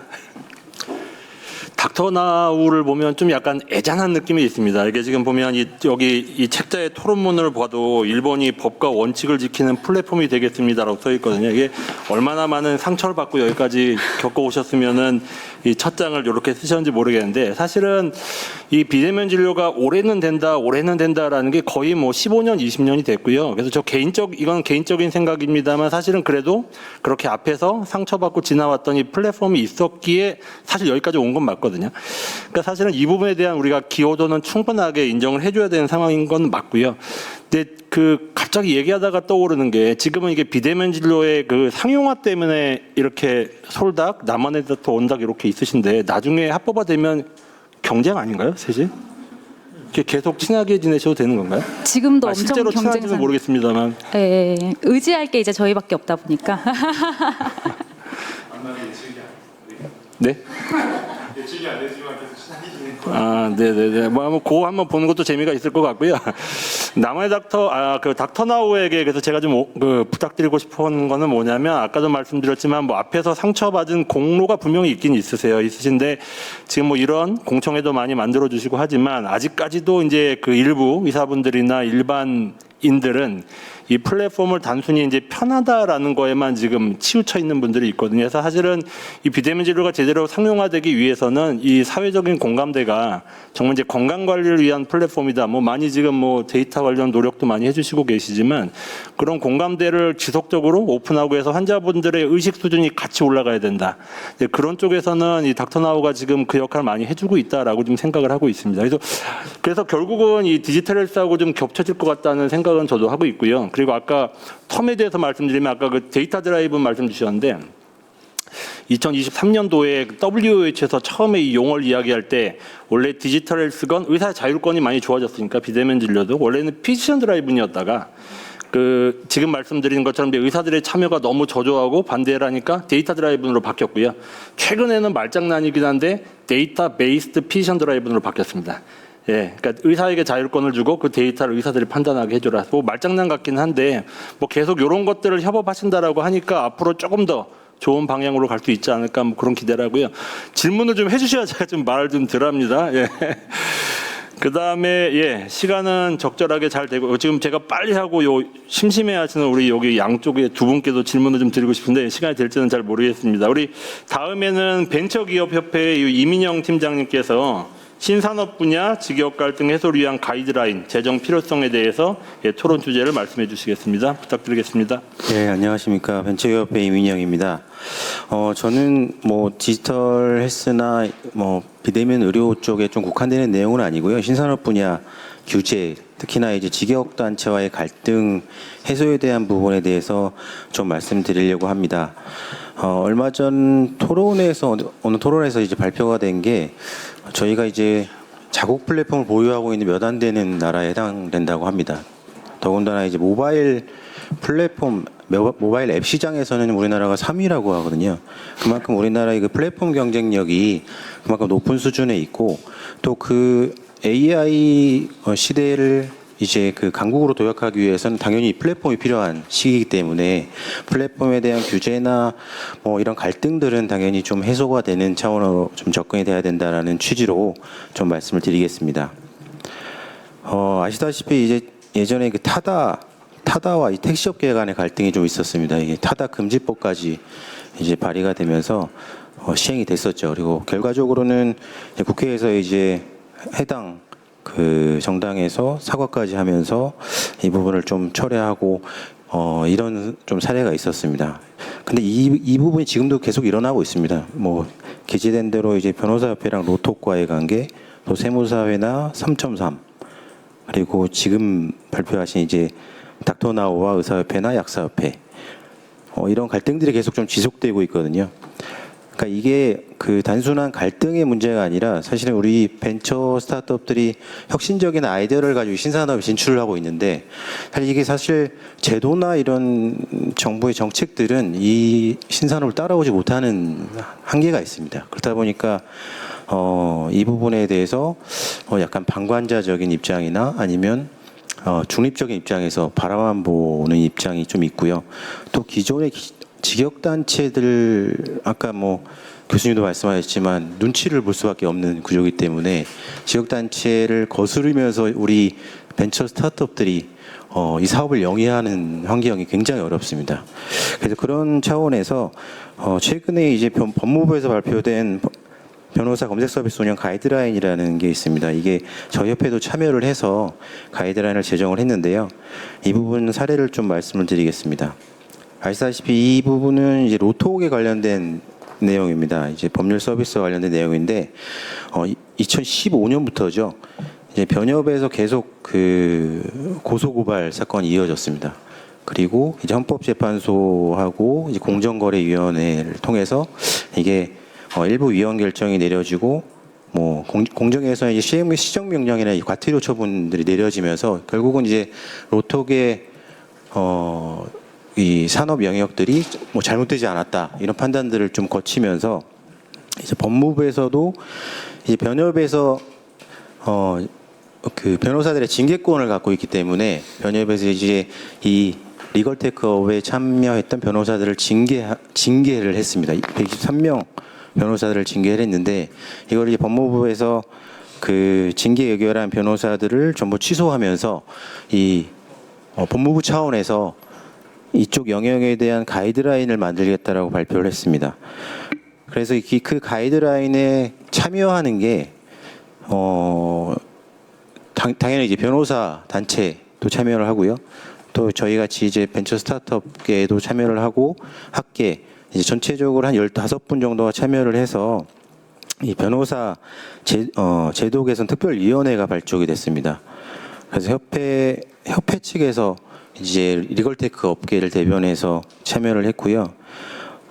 이게 한 17개월 정도 이어졌습니다. 17개월 정도 계속 이제 반복적인 회의가 진행이 되고 사실 변호사 단체가 가장 쪽수가 많았습니다. 그래서 변호사 단체의 의견들이 가장 많이 크게 반영이 되고 저희 이제 방언의 입장에서 계속 좀 지지부진하게 진행이 되다가 결국은 법무부에 좀 강력한 의지가 있었습니다. 그래서 결과적으로는 이제 신산업 분야 리걸테크를 육성하겠다라는 취지를 최대한 반영을 해서 가이드라인이 만들어졌고요. 그 가이드라인에 따라서 특히나 이제 그 광고에 관련된 부분에 대한 가이드라인이 제정이 됐습니다. 그래서 이 가이드라인의 의의는 사실 이게 이 신산업 분야에 아까 말씀드린 그레이 영역들이 굉장히 많습니다. 이게 법적인 판단이나 규제에 적용되거나 이런 부분들이 좀 모호한 영역들이 좀 많아서 그런 부분들을 사전에 좀 갈등이나 이런 것들을 해소하기 위한 가이드라인을 제정한다는 데 좀 의의가 있고요. 또한 이제 법무부에서 주도를 해서 변호사협회나 학계 또 이제 이런 리걸테크 스타트업들의 의견을 반영해서 이런 합리적인 가이드라인을 만들었다는 데 좀 의의가 있습니다. 그래서 이제 드리고 싶은 말씀은 원칙적으로는 이 신산업 분야에 대해서는 사전 허용 원칙이 필요하다고 봅니다. 사전 허용하고 사후 아까 말씀하셨던 그런 위법 행위나 잘못된 부분이 있으면 사후 규제하는 형태로 당연히 진행이 돼야 되고요. 그런 부분에 있어서 이런 가이드라인도 그거에 맞춰서 제정이 돼야 되는 부분들이 있을 겁니다. 지금 논의되고 있는 그 비대면 진료 관련 법 제정 같은 경우도 사실 이게 현재 산업계를 따라오는 법안이 될 수는 없습니다. 그래서 이 법안은 지능의 관점에서 당연히 제정이 돼야 되는 부분이고 이제 규제나 이런 부분들은 아까 앞서서 닥터나우 쪽에서 말씀드렸지만 이제 업계의 자율 규제나 이런 부분을 통해서 활용을 하고 산업이 성장하는 방향으로 규제는 이루어져야 된다라고 생각하면서 이제 발언을 마치겠습니다. 네, 감사합니다. 질문 하시려고? 예, 손 드는 척도 하시면 안 됩니다. 예. 그 마지막 우리 성창현 과장님까지 한번 토론 주제를 들어보고 하겠습니다. 아마 비대면 진료 쪽 관련되면 항상 등장하시는 우리 과장님이신 것 같고요. 복지부 보건의료정책과에 계시고 오늘 토론 주제는 비대면 진료 정책 추진 방향에 대해서 말씀해 주시겠습니다. 네, 저는 5분 채우기가 쉽지가 않은데 간단하게만 말씀드리겠습니다. 아마 저희가 그 보건복지위원회에서 2번 정도 논의를 지금 진행하고 있기 때문에 논의의 내용은 아마 기사나 뭐 저희가 소위 끝나고 나서 또 국회에서 브리핑하시고 자료도 이제 국회에서 논의를 하다 보면 가장 큰 장점은 이제 투명하게 논의가 되는 거여서 아마 대부분 그 기반으로 해서 오늘 그 쟁점들이나 뭐 이렇게 논의 아까 설문조사도 그걸 기반으로 해서 하시고 계시는 거고 이래서 논의를 잘하고 있지 않나 국회랑 정부가 저는 그런 생각이 들었습니다. 그러니까 제 기억을 더듬어 보면 18대 국회 2009년에 복지부가 입법 예고를 처음 하고요. 2010년에 이 비대면 진료 그때는 원격 진료라고 불렀던 것 같은데 그거를 정부안으로 국회에 제출했던 게 처음이었던 것 같은데 그 이후에 뭐 안이 여러 번 정부안이 바뀌는 과정에서 18, 19, 20, 21대 국회까지 이제 다 임기 만료 폐기가 됐고 사실은 뭐랄까요? 이 수요나 기술이랑 관련해서 뭐 제도가 먼저 야 그래 허용해 줄게 이렇게 해서 그러면서 사회가 발전한다기보다는 어떤 그런 니드가 생기면서 되는 게 아닌가. 그래서 막 많이 오래 걸렸고 뭐 정부랑 국회가 논의를 게을리해서 그랬다기보다는 지금은 이제 좀 제도화해야 되는 시점이 아닌가 그런 의견을 가지고 있다는 말씀을 드립니다. 그리고 저희가 사실은 막 일이 바쁘기는 한데 그 와중에 이제 오늘 참석해주신 여러 우리 그 전문가분들이나 아니면 또 의사 선생님들 또 약사 선생님들 따로 만나기도 하고 같이 만나기도 하고 막 이러면서 그동안 사실은 너무 막 그 김원성 교수님 말씀하신 것처럼 이제는 너무 막 지루한 이슈야 이런 이슈조차도 하나하나 좀 점검해서 좀 제도화를 합시다 이렇게 말씀을 드렸고 많이 진전이 되어 있다 그렇게 좀 설명을 드리고 싶습니다. 사실은 환자랑 의사가 사용해서 좋은 게 뭐가 있으면 그게 잘 사용되도록 제도를 만들어 주는 게 제도와 법의 역할이라고 생각을 하고요. 거기서 뭔가 이렇게 의견이 다른 게 있으면 또 같이 의논을 해서 풀어나가되 가급적 이제 좀 조화롭게 발전할 수 있도록 하는 게 제도의 역할이라고 생각을 하고 이제 비대면 진료 토론회이긴 하지만 사실은 비대면의 세상이랑 대면의 세상이랑 건강관리의 세상이랑 뭐 따로 있는 게 아니잖아요.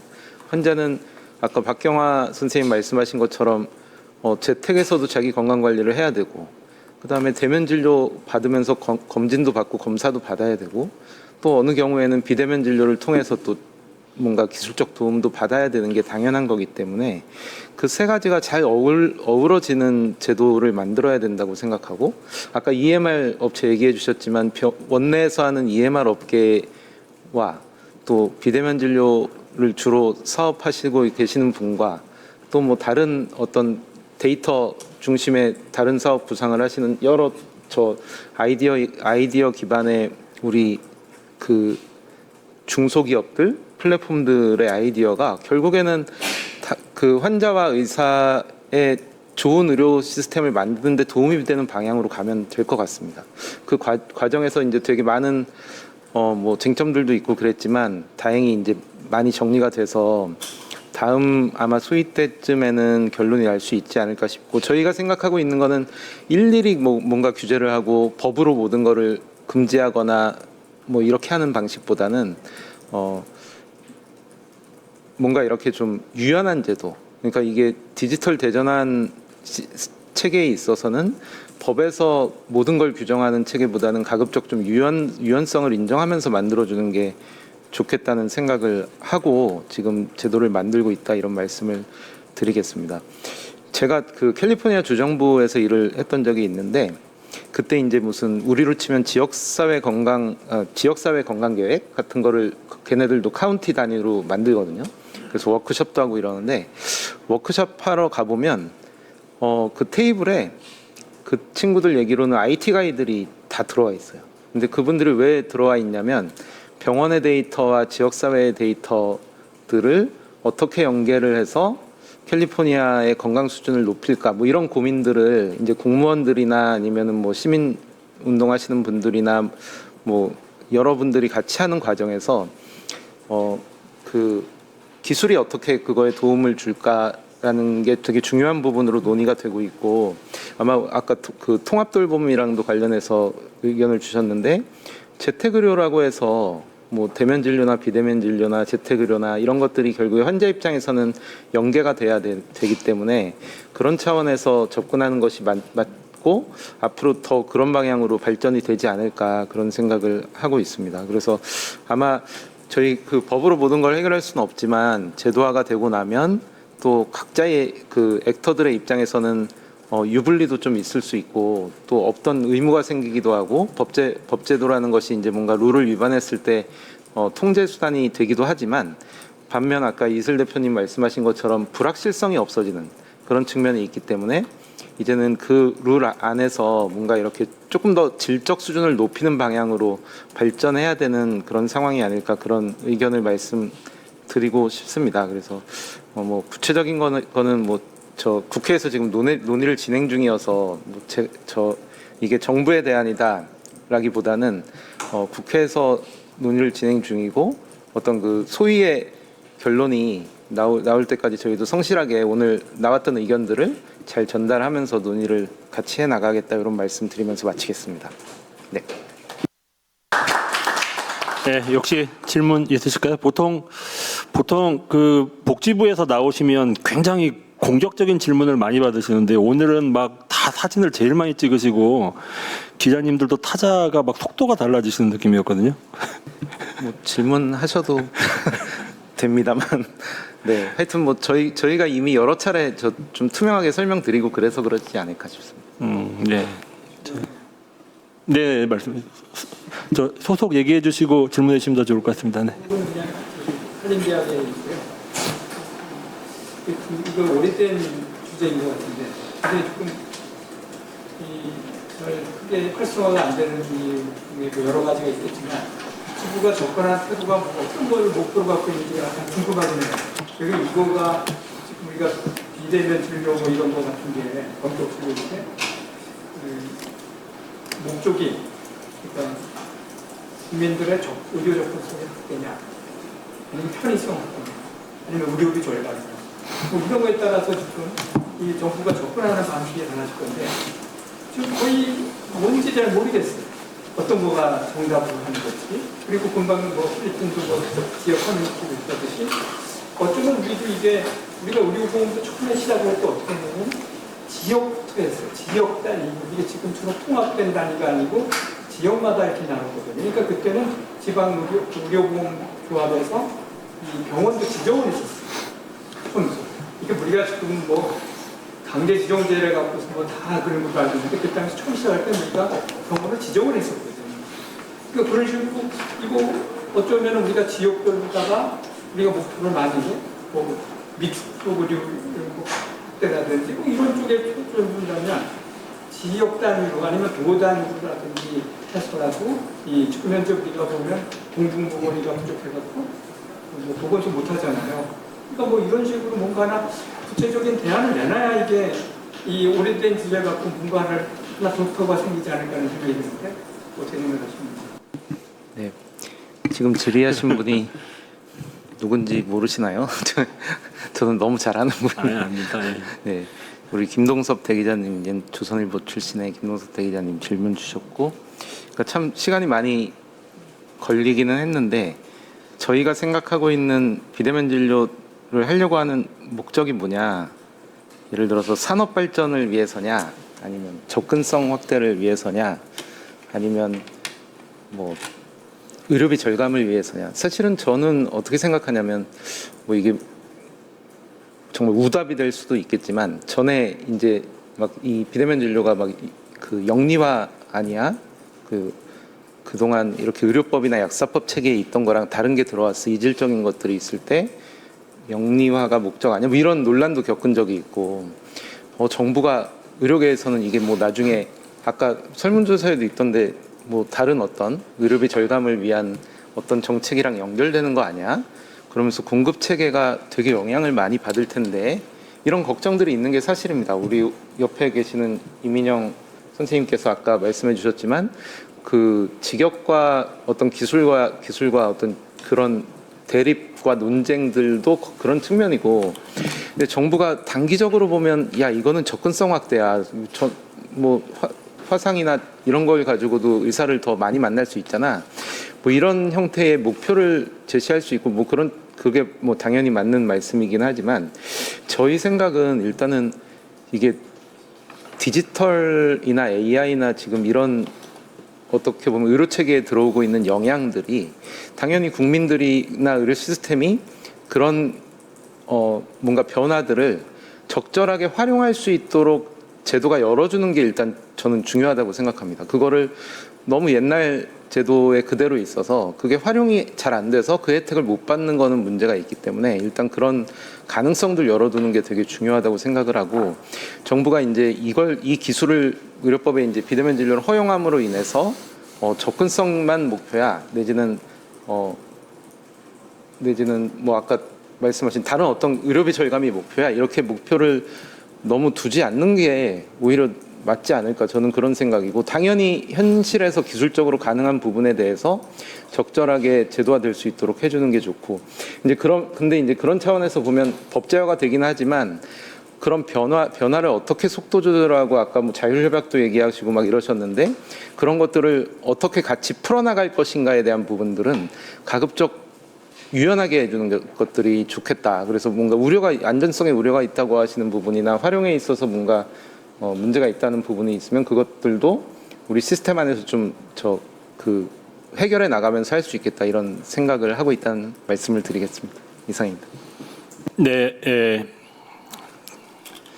제가 대학원생들한테 평가가 굉장히 좋은데요. 아무리 질문이 많고 할 게 많아도 시간은 지킨다. 그래서 지금 이제 끝날 시간이 돼서 마무리할 예정이고, 오늘 아마 좀 나름대로 아마 뜻깊은 자리가 좀 있었다고 생각되는 게, 아마 나중에는 서로 왼수지간이 되실지도 모르는 이 세계 플랫폼 업체분들의 말씀과 방향성과 우려를 들어보면, 사실은 뭐 우리가 그냥 일반적으로 생각하는 것과는 다르게 굉장히 많은 고민을 하고 계시고, 그리고 이제 재택으로나 디지털 스퀘어까지 확장하려는 그런 계획들을 가지고 계셔서, 아마 저는 제 개인적으로도 역시 아까도 말씀드렸지만 우리가 이제 앞으로 이 ICT 기반의 건강관리 시스템에 조금 더 근접해가는 내용이 아닐까 생각하고, 지금은 계속 발전해 나가는 단계고요. 우리가 모든 업계가 다 만족할 만한 결과를 얻지는 못하겠지만 그 과정 중에 하나라고 생각을 해주시고 받아주시면 아마 뭐 올해 뭐 될지는 모르겠지만 되면 아마 좋은 결과 기대할 수 있을 것 같고요. 닥터나우는 계속 앞에서 방패막이를 좀 해주시면 더 이제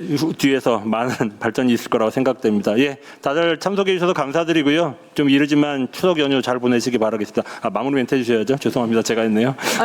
괜찮습니다. 오늘 준비한 순서 여기까지고요. 좋은 말씀해 주셔서 이만 마무리하도록 하겠습니다. 네, 자리 빛내주신 모든 발제자, 토론자, 언론 관계자 여러분께 다시 한번 진심으로 감사의 말씀 드리겠습니다. 네, 그럼 여기까지 하겠습니다. 긴 시간 함께해 주셔서 고맙습니다.